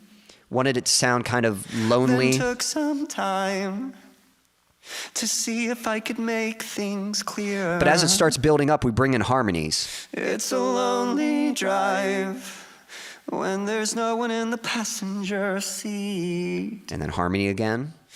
And I'll catch myself often glancing in the rearview mirror. All right, so I'm going to play that again with the music, and I'm going to leave the ahs muted because it's amazing how much the ahs add to the track as well. So here's that verse again with the main vocal and the harmonies, but no ahs. I said goodbye and never saw my friends again. Then took some time to see if I could make things clear. It's a lonely drive when there's no one in the passenger seat. And I'll catch myself often glancing in the rearview mirror. So again, it's like, it's not bad. It's a good foundation, but it's amazing how much those background vocals add. They do a few things. So when it first starts, we strip it down to just that single vocal. I said goodbye and never saw my friends again. Then we fill some space with some ahs. Then took Very some distant, time very to atmospheric. see if I could make And then we have another things layer that clearer. leads in. It's a That kind of leads into the next section. make things clearer. It's a lonely drive when there's no one in the passenger seat. And I'll catch myself. And again, it's one of those subtle things, like when it's there, it's pretty subtle. It doesn't like jump out at you, but when you take it away, it's amazing how empty it feels without it. Here's the ahs by themselves.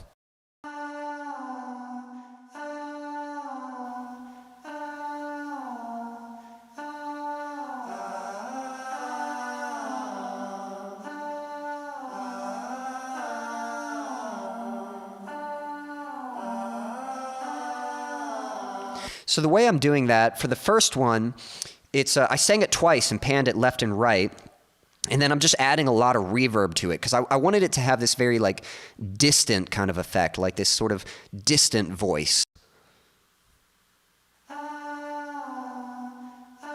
So that's the first layer. And then I sang the next part, and again, I sang it twice, panned it left and right, and it's sort of like a counter melody. It sort of fills in the space in between, but when they overlap, they actually harmonize. So when they're together, that harmonizes, but then they kind of counter each other. They fill in the space between each other.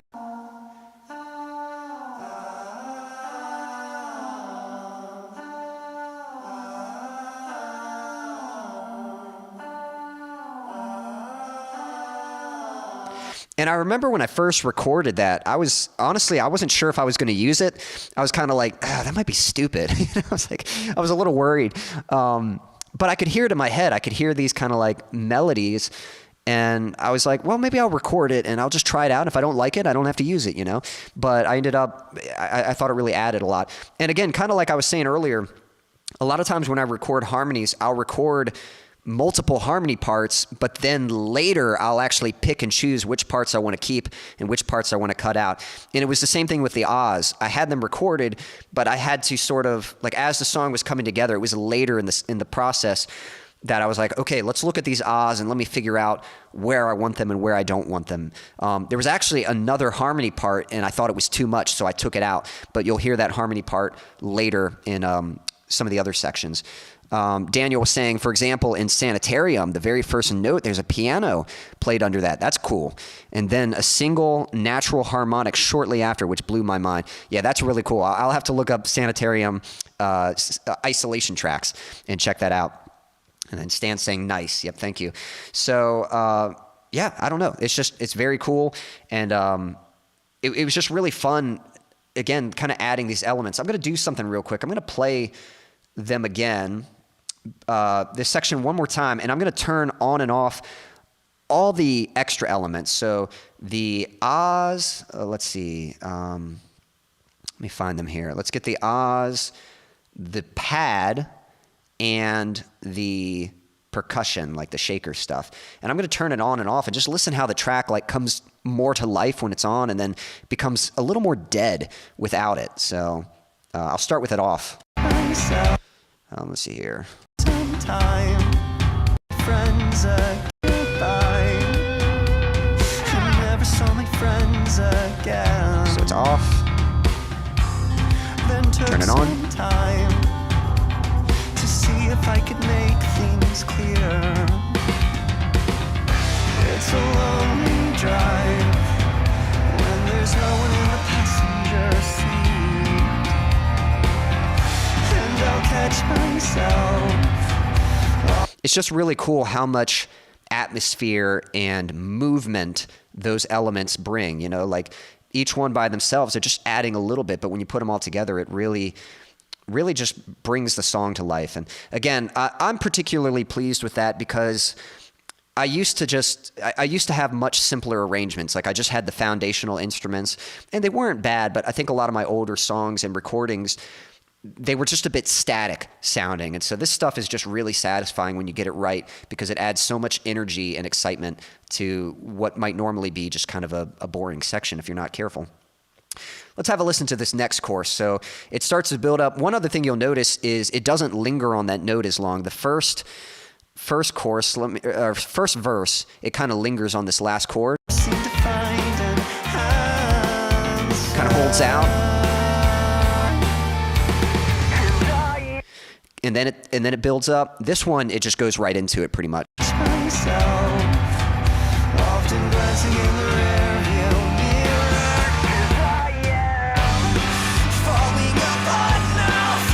And then we get into chorus 2. Stan saying, "You, sir, are awesome. I have to go. I will catch you Sunday. Keep rocking." Well, Stan, I appreciate you tuning in. I'm glad you enjoyed it. Jack saying, "The ahs fit perfectly. It's almost like the anguish of emotional fragments. They belong on every level." Well, thank you. And I kind of agree with that. It's like something about like the distant sound.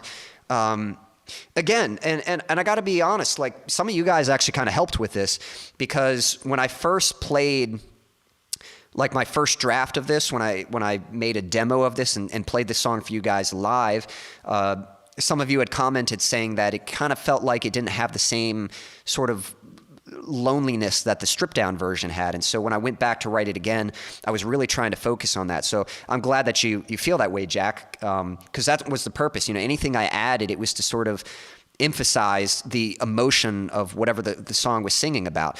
And so especially the song, like he's kind of trying to move on, but he's still being very reflective of the past. I think the music complements that very nicely. And I think those elements sort of help highlight and enhance that. So the second chorus is very, similar to the first one, nice and heavy, hits hard, but there's a few differences. We have some slightly different main vocals, and we have a guitar lead in here now. I'm going to mute the vocals and listen to the guitar lead that comes in.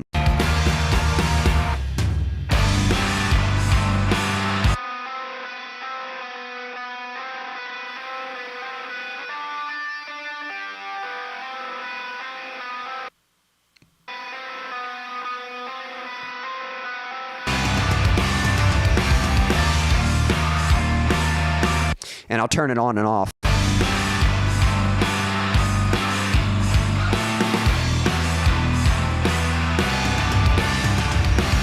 Like it adds a lot. So again, if we listen to the first chorus, it doesn't have that lead part. And then here's the second chorus. And I remember when I wrote that, it's tricky writing those lead parts. I think I tried to make sure certain notes would sync up with the melody from the main vocal. Let's listen to that.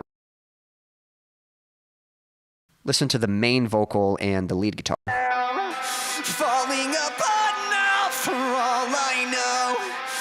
Everything's changing and I must let go. But So it's pretty subtle, but they don't clash, but I think there's a few notes that they sort of share. But the real focus was blending it in with the rhythm. So it's playing single notes, but it's matching that same rhythm from the drums and the guitar. So here's just the drums and the lead guitar.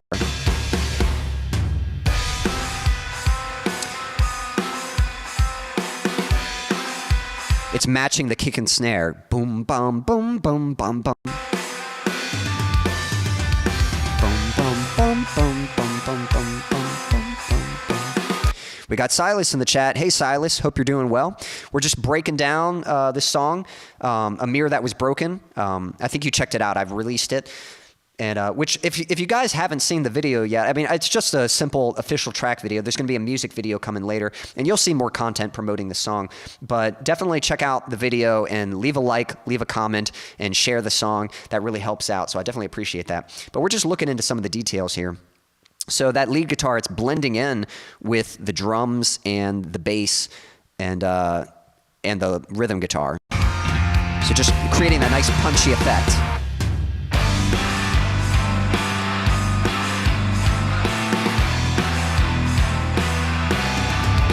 Then we got the pad. I'll be honest, it's a little subtle, but it's there.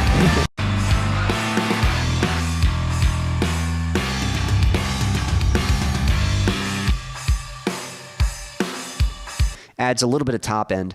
I maybe could have turned that up just a little bit louder, or maybe in the actual mix it's a little louder. This is kind of a, I kind of throw this together for the streams, but either way, it's definitely there.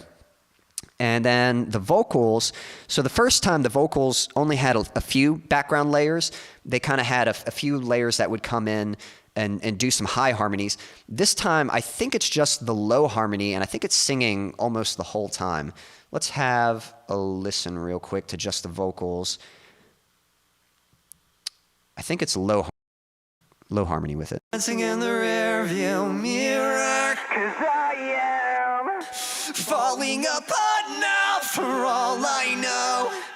Everything's changing and I must let just a low harmony. But I keep reflecting on better days and wondering if life will ever be the same. So again, that harmony part, I'm singing it twice and I'm panning it to the left and the right and then just blending it in.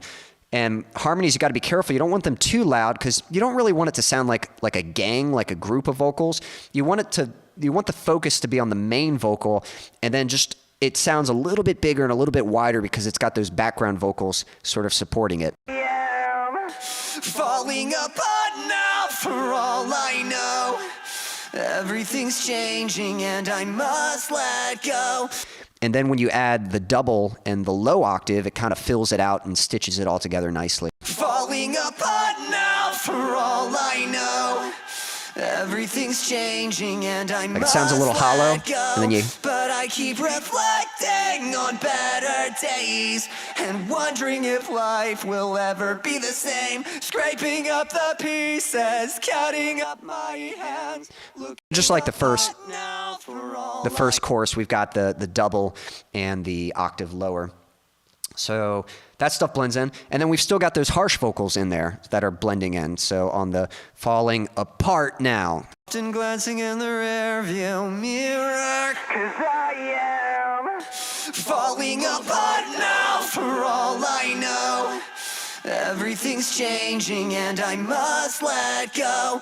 But I keep reflecting on better days and wondering if life will ever... Those harsh vocals just kind of emphasize just kind of that desperation, you know, because I'm almost screaming it even when I sing it. Falling apart now. But now, you know, the way I'm kind of screaming it out, and so those harsh vocals kind of emphasize that. Falling apart now for all I know. And then here's what all that sounds like together. And hey, we got Ray in the chat. Ray, appreciate you tuning in. This is a song I just released, A Mirror That Was Broken, and we're just kind of doing a deep dive. I'm showing all the different layers into it. So we're looking at the second chorus right now, and here's what all the vocals, and we've got some lead guitar in there, and here's what all that sounds like together.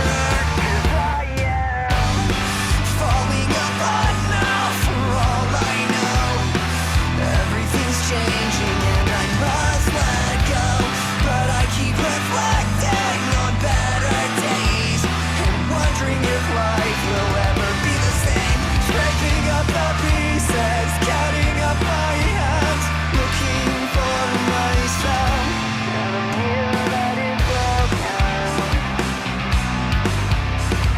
And then again, going to that radio vocal for a mirror that is broken. And then just a brief instrumental. We're just kind of staying on that same chord, and it's kind of jumpy. Like if we listen to the drums and the rhythm guitars and bass, they're sort of playing short rhythms, kind of da-na, da-na, da, very staccato. So right here. Actually, it's mainly just the guitar and the drums. The bass is kind of doing more of a run thing.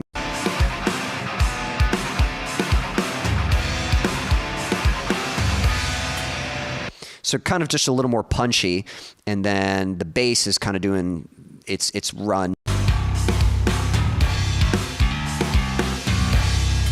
And I forgot, there's actually a layer here. The lead guitar is playing an octave that matches the rhythm part. So here's the lead and the rhythm together.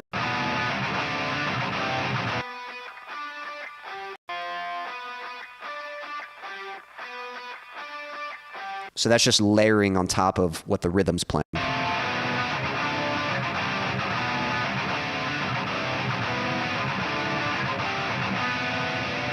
So it's one of those subtle things that kind of just brings out the melody, that da-na-ba-na-ba-ba, kind of brings that out and emphasizes that more.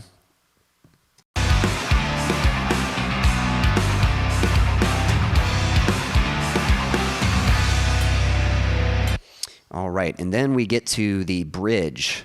And let's see here, just catching up with the chat. Jack saying, I have to head out now, but you're brilliant, Quincy. Very impressive night, everyone. Jack, always appreciate you tuning in, and thank you for the kind words. Glad you enjoyed it. Again, if you ever have any questions about anything that I'm talking about, or if you're just curious about something about the song, let me know.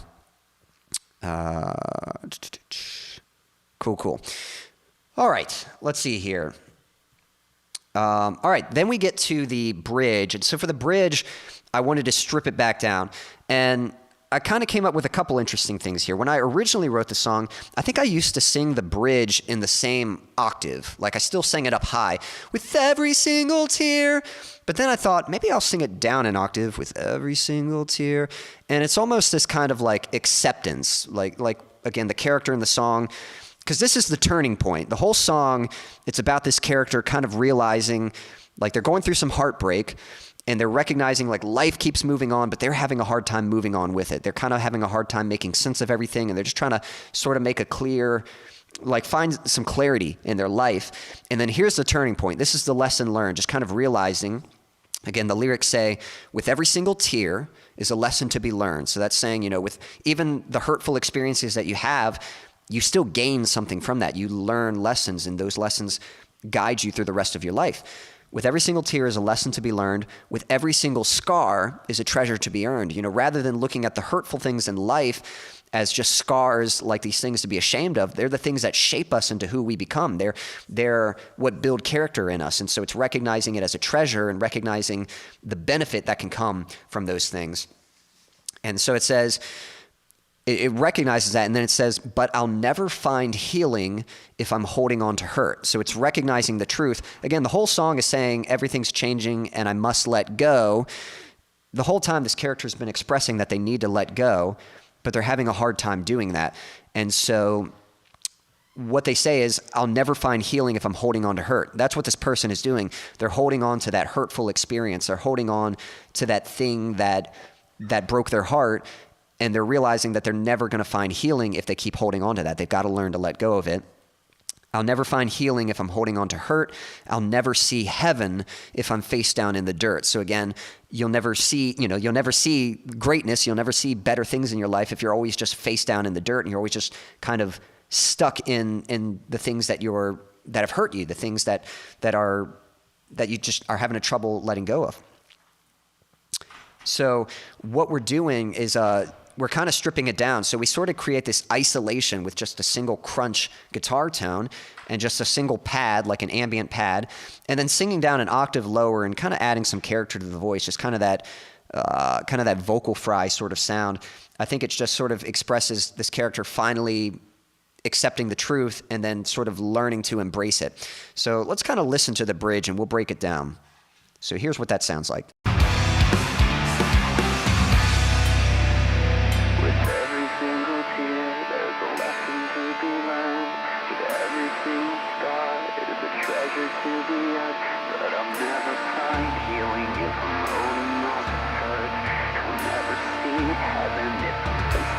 the dirt. With every single tear, there's a lesson to be learned. With every single scar, there's a treasure to be earned. But I'll never find healing if I'm holding on to hurt. And so I'm letting go. 'Cause I am. All right, so again, in order to create impact, we have to make things smaller first so that the bigger sections sound bigger and they have more punch when they kick in. So the way we do that is we've got just a single rhythm guitar. Let me play that by itself.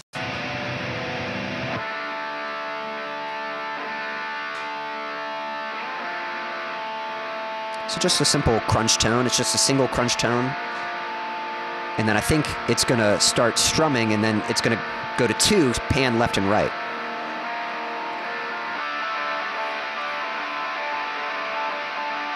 So again, bring in a little more energy, a little more urgency. But that single tone, again, it just has that very isolated kind of atmospheric kind of feel.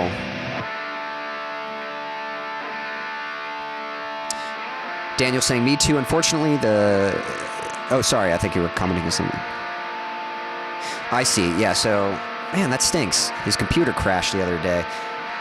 I hope you get that worked out. Yeah, I know you were working towards some live streams, and I was looking forward to that. I was looking forward to checking out some of your streams. And I hope you get that resolved, man. Sorry about that. Yep, Silas saying, what should profit a man if he gains the whole world and loses his soul? And yep, that's a good verse. Kind of similar to, I guess, what the song says, you know. I guess to some degree, if that's kind of what you're pointing out, this character kind of realizing that they need to move on. So we've got that isolated guitar, and then I think something else that really adds is the pad. Again, that very angelic pad.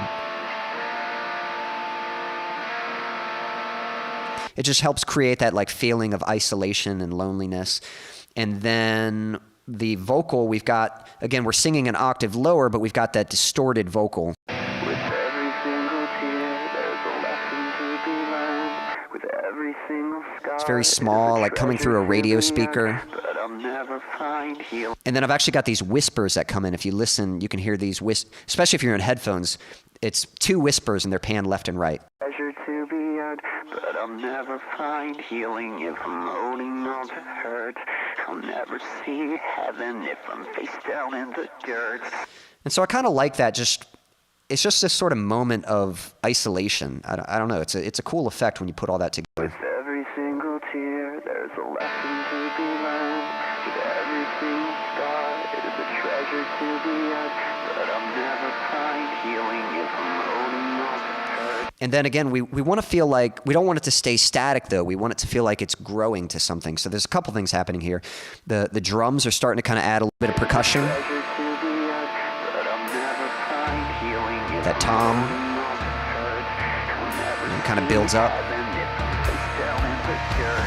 You can hear that cymbal swell, that whoosh kind of coming in. The other thing is we got the ahs coming in.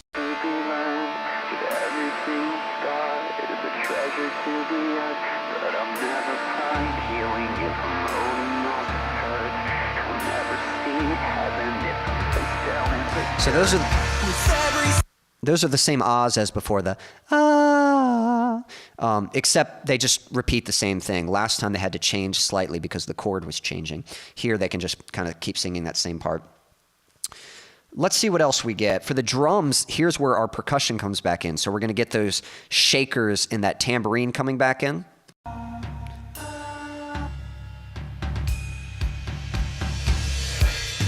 Right there. And that's basically the same drum beat we had in verse 2. And so we've got very similar percussion happening there. We've got our bass playing, again, kind of adding some movement.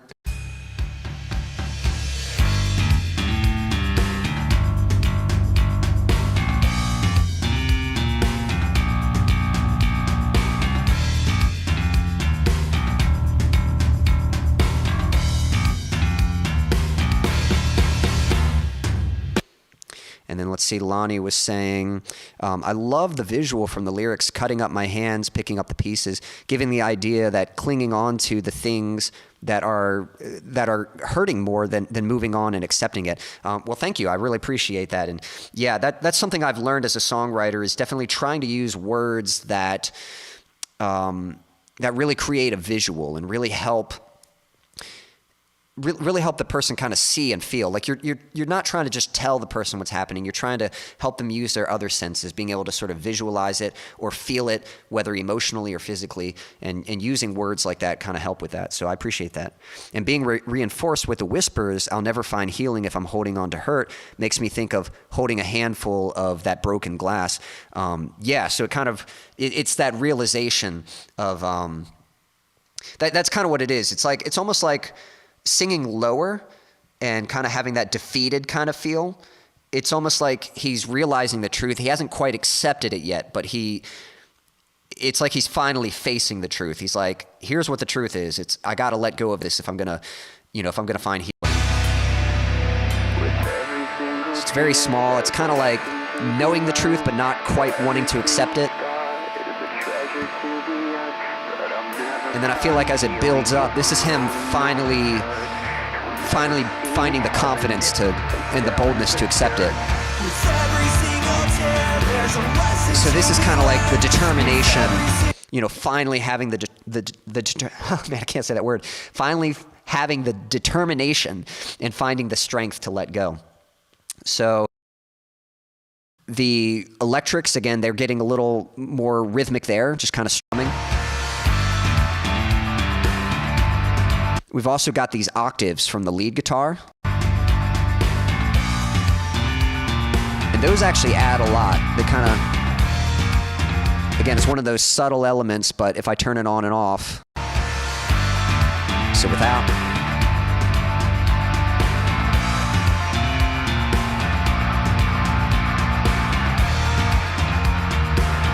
adds a little more air, especially if you're listening in headphones. It adds a little more width and just a little more energy and excitement. We've also got acoustics in there. The acoustics are strumming at that part.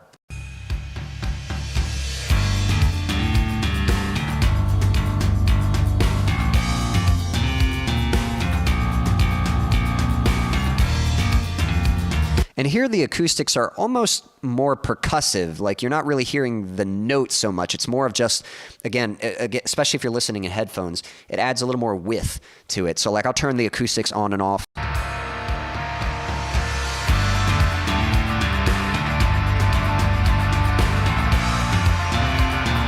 Yeah, especially if you're listening in headphones, the acoustics really add a little more width. They make it even wider. We still got that pad, kind of adding some of that angelic atmosphere.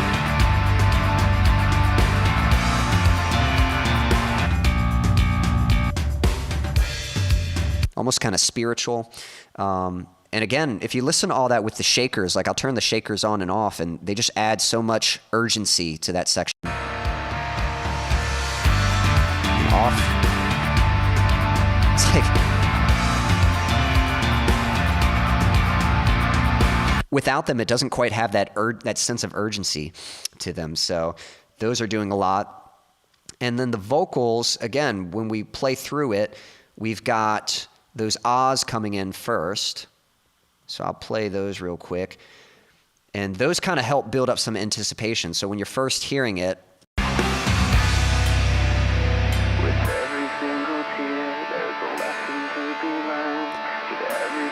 the ahs kind of show that we're leading to something. It's like creating anticipation for something to come.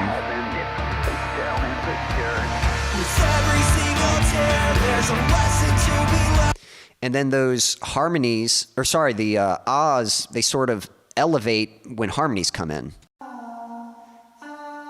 Here come the harmonies. So it's the same part, and now we got a higher part coming in. So it's just sort of adding intensity. And then the end, it kind of creates this tension. It sort of swells up as it's about to go into the next chorus.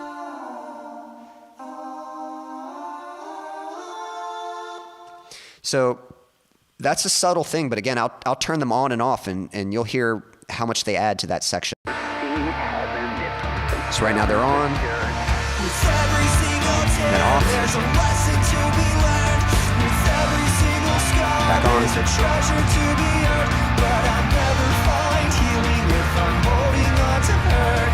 And so I'm letting go. It's very subtle, but again, it does a lot to just kind of add some air to the whole track.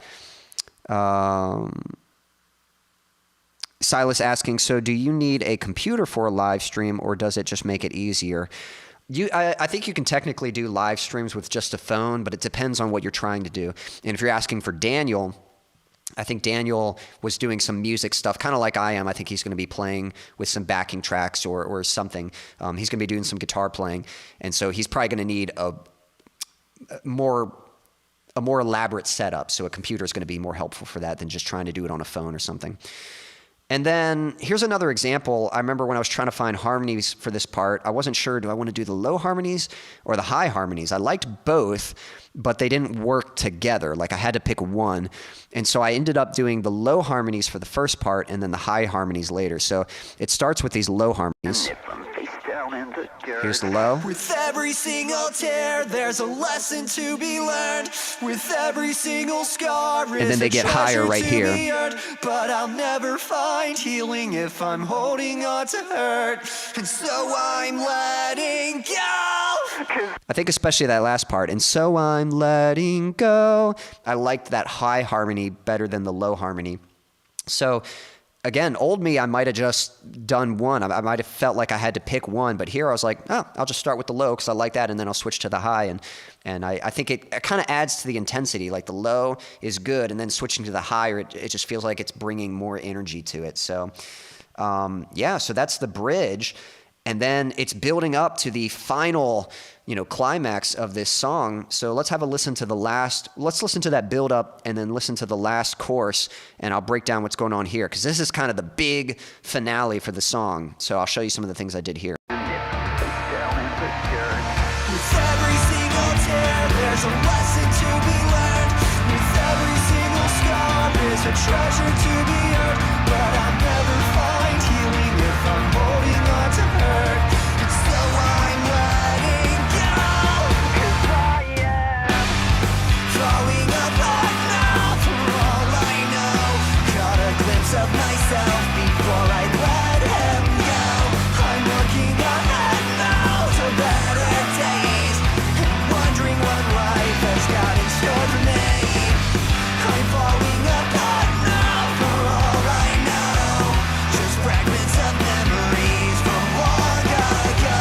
But those days are over, so I'll move on. I know that the best is yet to come. Displaying all the pieces, showing who I am. Formed a masterpiece from a mirror that was broken. And we'll get to that outro later. But all right, so here's the big finale. And I love the energy of this section. There were a few things that kind of helped with this. So when I originally wrote the song, the original version did the chorus twice, just like you heard there. But originally, the old lyrics, I would just sing the same lyrics twice. This time when I rewrote the lyrics, I remember there were some lines that I liked, and I was like, man, I don't know which ones to use. And then I realized, well, maybe I can use both. Maybe I can sing the first time, and then the second time I can swap out some of the lyrics. So that's what I ended up doing. So it kind of works out. I was already planning to do the chorus twice anyway, but there's actually different words in the first bit and then the second bit. And so that was the first thing. The second thing, I'll be honest, I can't remember this for sure, but I think, shout out, Stan's not here, but I think it was actually a drum lesson with his son. I give his son drum lessons. And we were doing an exercise where we were jamming, and I think I was playing the song, and I'll challenge him to kind of try some different beats. You know what? Okay, so I don't think it was him. I think it was me, but it was during our lesson. I was showing him how he can experiment with different beats, and I was trying this downbeat with the song, and then as I heard it, I was like, hey, that's actually kind of cool. So I think it was during our lesson that I came up with that beat. So it's the same, it's the same chords as the other courses, but we have this very strong downward snare. And again, this took a little bit of just trial and error to kind of get it right. But here's what the drums, the bass, and the guitar sound like.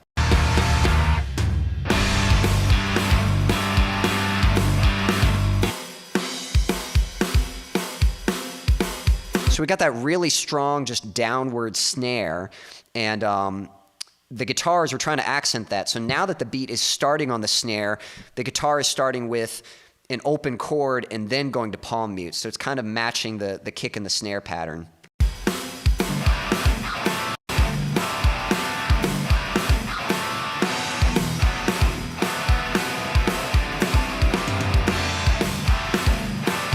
And then same thing with the bass. The bass, I think, is... yeah, it's playing high octave on the snare and then low octave on the kick.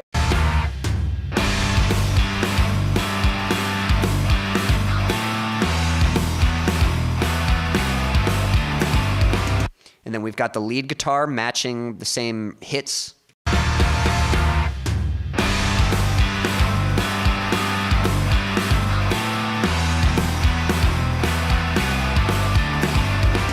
We've got the pad bringing some air and some height to it, like...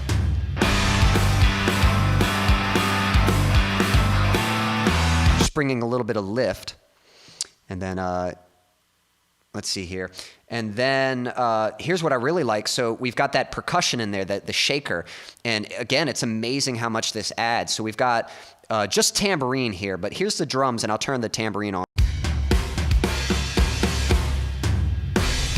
Tambourine.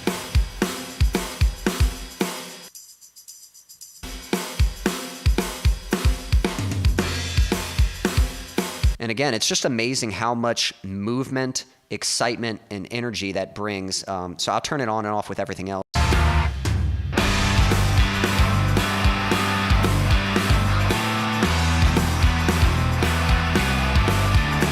Again, it just brings so much like energy to it. I really like it. And I had to tweak that tambourine to get it to match. So it's kind of matching that downward hit, the chicka, chicka, chicka, chicka, chicka, you know, the down hit on the snare. Chicka, chicka, chicka, chicka, you know. And then what happens is we take those same elements and basically we kind of reverse it. Right now we got that downbeat on the snare. Bop, bop, bop, bop. But then it reverses and then we get this very like upbeat kind of punk. Bop, bop, bop, bop. This upbeat snare thing. That's what we're going to get to there. Let's see here. Silas was saying, when I have enough subscribers, I might do live streams that are the same as you, Quincy, too. Well, awesome. I think that'd be cool if you did live streams. Even if you don't have enough subscribers now, you could always kind of experiment with it and learn how to do it. And, I mean, hey, you could even try it, and maybe that'd be a way to grow some subscribers, depending on what you're streaming. But I think that's cool, man. All right, so, yeah, let's just listen to the music, not the vocals, but... you can hear it play through on that downbeat.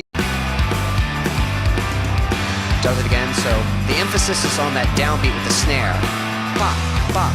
And then it's going to switch to an upbeat. And I actually really like this because, again, listening to the lyrics, the downbeat, it just sounds like this determination, like I'm finally letting go. And I'm going to do it. Like, I'm very determined to finally do this. I'm very determined to finally let go and move on. And then the second part with the upbeat, it almost becomes kind of celebratory, like it's celebrating, you know. And so I really like the energy there.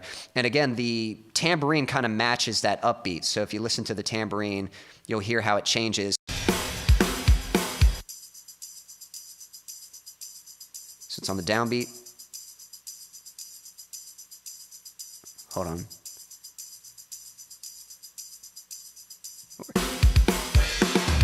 Here we go. Yeah, so sorry. But I have it changed where it accents the upbeat. Chicka, chicka, chicka, chicka. So it's starting to go on the upbeat.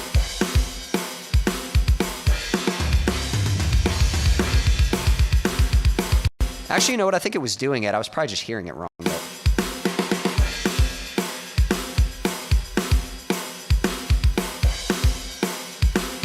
But again, those tambourines just bring a lot of excitement and energy to it. And then let's look at the background vocals. Let's listen to them a cappella first, and I'll break down what's going on. There's a lot of vocal layers happening here, and there's some really cool stuff. I have some gang vocals in there that I think are very satisfying. So here are the vocals a cappella. I'm letting go, 'cause I am falling apart now for all I know. Caught a glimpse of myself before I let him go. I'm looking ahead now to better days and wondering what life has got in store for me. I'm falling apart now for all I know. Just fragments of memories from long ago. But those days are over, so I'll move on. I know that the best is yet to come, displaying all the pieces, showing who I am, formed a masterpiece. And we'll get to that ending in a bit. So a lot of cool stuff happening with the vocals here. So just like before, we've got the main vocal. Only thing really different is that new lyrics. And we've got it doubled with another vocal and then like singing the same part and then the octave lower. Falling apart now for all I know. So we got that. And then we still got the harsh vocals in there. Falling apart now for all I know. Caught a glimpse of myself before I let him go. I'm looking ahead now to bed. So again, just really emphasizing like those the screaming from falling apart now and just kind of highlighting that. But then I had this idea for doing gang vocals, and I thought like to really make this something about that downward beat. It kind of sounded like, I guess the victory and the celebration, it kind of sounded like it needed like a crowd like rooting together. So I could just hear like this crowd of vocals. And so I thought having some gang vocals would sound really good in there. Falling apart now for all I know. Caught a glimpse of myself before I let him go. I'm looking ahead now to better days and wondering what life has. So the way I did that, I think it's 6 vocals total. Basically what I did was I'll shout that lyric out. For all I know. So I tried to do it in sort of 3 different registers. So I'll shout it out kind of high first. For all I know. And then I'll do more like a mid-range. For all I know. And then a lower one. For all I know. And I'll do each one twice. So I'll do 2 high ones and pan them left and right. I'll do 2 middle ones, pan them left and right, and then 2 low ones and pan them left and right. And so that just creates a little more range and kind of helps the voices sound a little different, so it sounds more like a gang, and it's not just a bunch of copies of just me in a single voice, even though it is just me, you know. For all I know. Let him go. And I'm just trying to emphasize certain lyrics. So, you know, happening the whole time would be a little much. It'd be a bit crowded.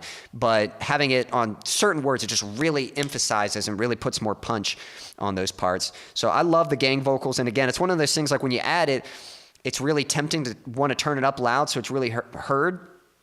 But it's actually better just to kind of dip it down in the mix where it's there, where you can tell there's gang vocals, but it's not too distracting and it's not crowding from the main vocal. You still want the lead vocal to be up front. So that's that part. And then I think the only other thing are the harmonies. We'll play these harmonies real quick. There's kind of some interesting stuff happening here. So I think the harmonies are kind of jumping around. There's some parts where they're going higher. There's this really high part, and it'll sing there, and then it'll switch to a low part. Falling apart now for all I know. Caught a glimpse of myself before I let him go. I'm looking ahead now to So I'm singing a high harmony there, and it's actually a really high note. Like, so on its own, it sounds like, you know, it sounds a little weak on its own. It sounds like I'm, you know, really kind of having to fight for that note. Falling apart now. Caught a glimpse of myself before I let him go. I'm looking ahead now. Doesn't really sound like I'm struggling, but it definitely sounds high, like I can't really put as much power into it as I can in like the prime area of my range. But when you blend it in, the nice thing about harmonies is they don't have to be, like you want the pitch right, but they don't have to be like super awesome performances. They just have to blend in with the main vocal. And so when you blend them together, they sound really nice. Falling apart now for all I know. Caught a glimpse of myself before I let him go. And so it starts high, and then the second half, it's actually going to switch to lower harmonies. Got in store for me. So right here. I'm falling apart now for all I know. So notice it switches low. It's a lower harmony. I'm falling apart now. That's the first thing. And then I have these distorted harmonies. I'm not going to go too into detail, but there's something called fifth harmonies, and it's a slightly different note, but I love fifth harmonies. I use them all the time, and they just have this very like drony effect, the way they blend in. And I wanted these in there, and then it turned out like to distort them was kind of this cool effect. So I'll let you hear it on its own first. So it's going to be a low harmony, and then it's going to do that fifth harmony, and then it's going to go to a high harmony.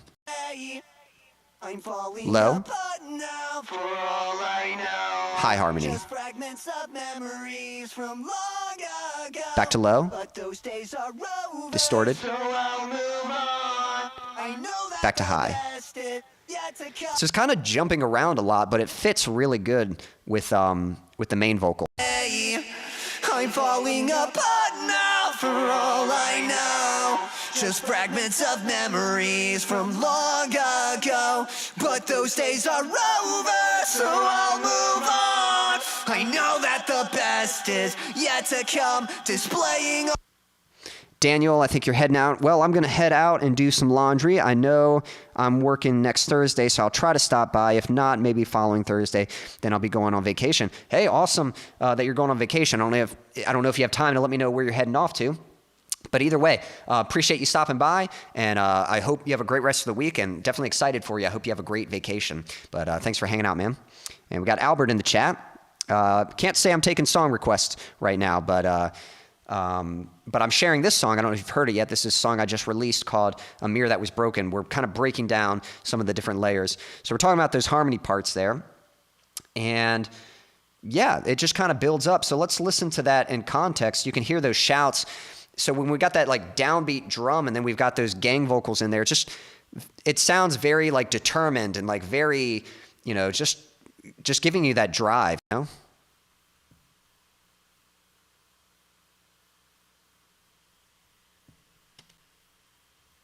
Sorry, I forgot to unmute this section. Ray asking, so Quincy, how are you ever going to play this live with the layered vocals? You can only sing one at a time, man. That's what backing tracks are for.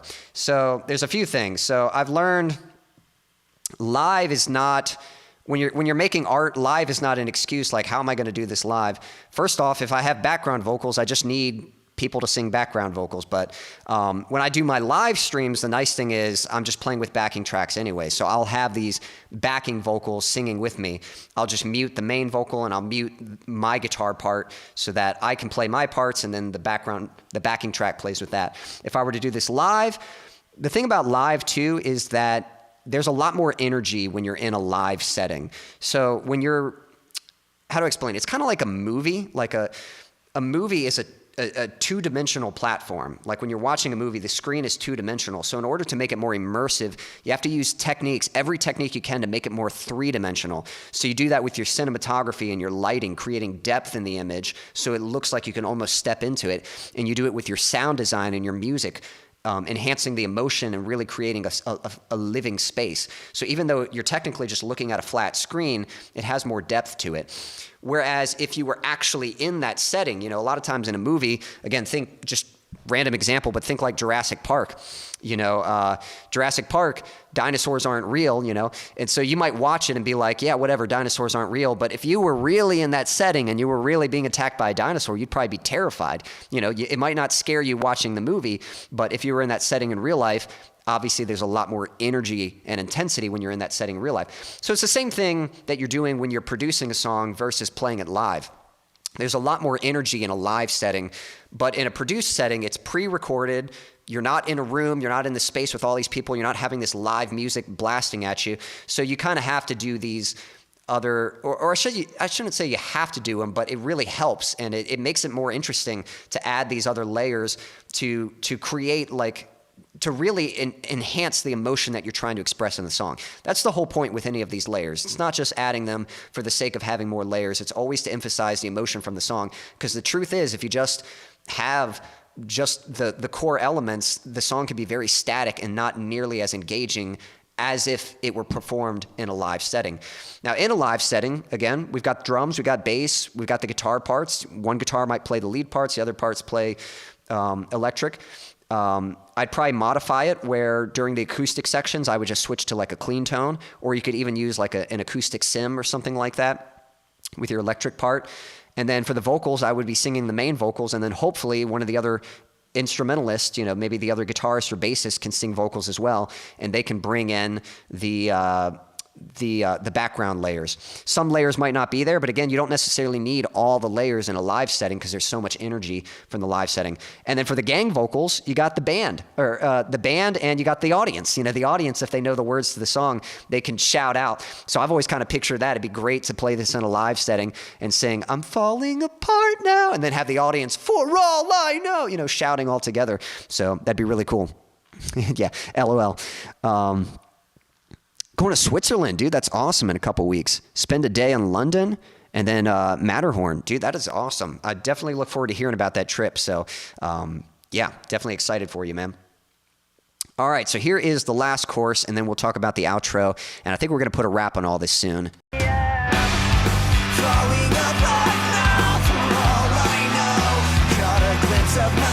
this just has determination to it, you know, it just hits hard. Again, if you listen to the lyrics, "I'm falling apart now for all I know. Caught a glimpse of myself before I let him go." He's finally letting go.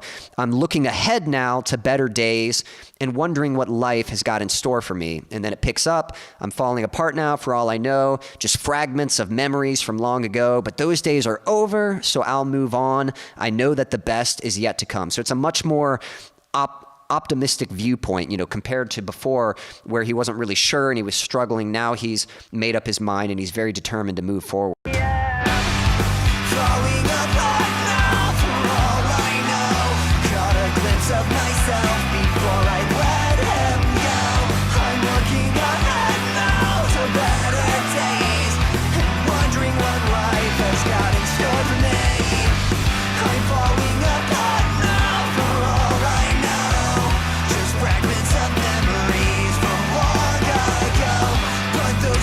Upbeat now.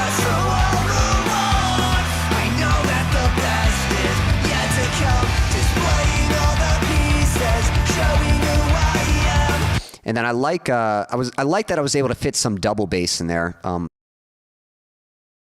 Always love it when I can add double bass and then kind of some chuggy guitars there.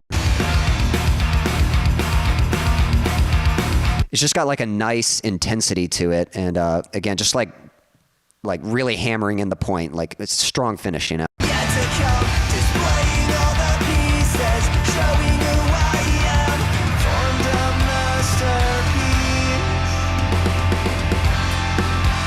And then, yeah, I see Ray. I think I get it now. You were kind of just joking like, okay, you got, you know, I'm the one singing all the backing vocals. How are you going to do that live? I see. But you're right that I think it's a fairly normal practice. Like any artist, when they're recording in the studio, they'll do most of the backing vocals themselves. Sometimes they'll have other bandmates do it. But yeah, you're right. If I was singing by myself, I'm only going to be able to sing one part at a time. But usually, usually someone else would have to sing the harmony parts. I wouldn't be able to sing every single vocal part by myself. But since I'm the only one recording music, if I want harmonies, I do have to do them myself. And that's the nice thing about recording is you can record all those parts even by yourself. You don't have to have someone else sing that part. And then we've got this outro here.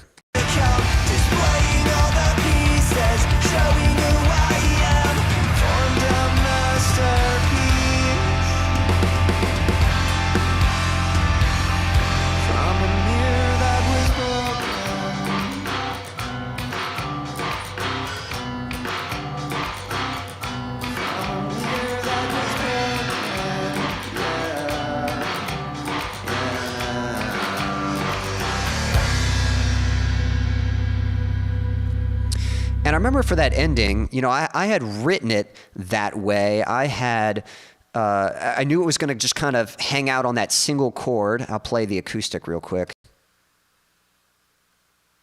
And just play that main riff. Ba-na, ba-na, ba. So I knew it was going to do that, but I was having trouble figuring out how do you go from this big section and then how do I end it? Originally, it was just kind of, again, just kind of dead sounding, kind of boring. But then I had this idea. It was actually from a Poulin song. If you know the artist Poulin, or is it Pliny? I can't remember how you pronounce it, but awesome instrumentalist. But he had a song that kind of ended, and it had like, you could hear the drums. They sounded distant, like they were back in this room, and it was kind of a cool sound. And I thought something like that might be kind of cool. So that's what we have happening here. We're going from this really big and then just kind of shrinking down to this very small sound. So very big and victorious, and then just kind of small and it just kind of feels like an ending, you know, kind of interesting sound. Here's the drums on their own. They're kind of this lo-fi drum sound. You can hear them switch. They go from like full drums and then they kind of shrink down.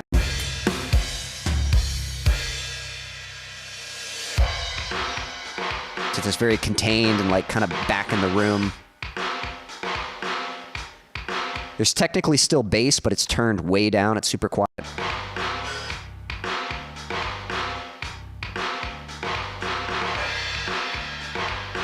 And then the acoustic guitar, it's kind of like the beginning, just a very vulnerable, sounds like a small acoustic just in a small room.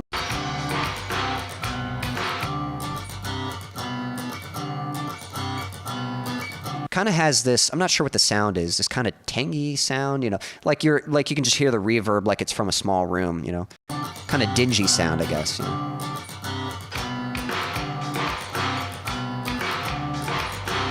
And then we've still got that pad in there, just kind of creating that kind of atmosphere.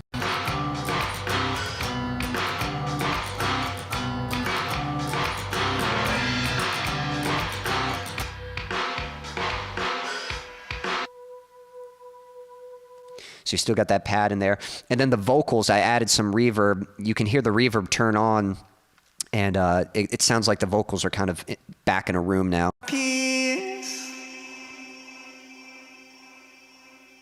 From a mirror that was broken. Hear how it kind of sounds like it goes into, it's almost like you're singing in a bathroom or something like that, you know, or a hallway. From a mirror that was broken, yeah, yeah. So I kind of had that, and then I thought it'd be kind of cool for it to fade back in and sort of finish like a big, strong finish. So we'll listen to that one more time.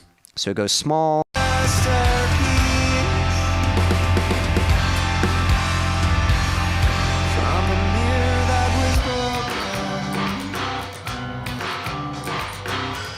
Very kind of lo-fi sound, and then it kind of fades back in and has a strong finish.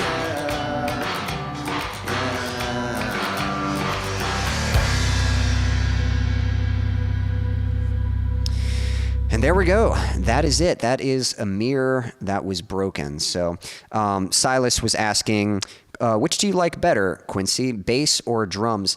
I mean, both are important instruments. If you're going to have a band, honestly, you need both. And I think drums and bass kind of go together, like you need them together. But if you're asking like as far as which one to play, you know, like which one do I like better, which one am I more interested in, I'd probably have to go drums. Drums is like the other instrument that, like guitar is my main instrument, and then piano is another one that I'll put a little bit of work into, but drums is the other one where I kind of look to actually learn and try new beats, and I enjoy playing drums. Bass, I never really invest in my bass playing. Like I can play bass, and I'll try things, but I never look to like really get better at it or anything. Drums are actually something where there's other techniques out there that if I had the time, I would definitely invest in learning them.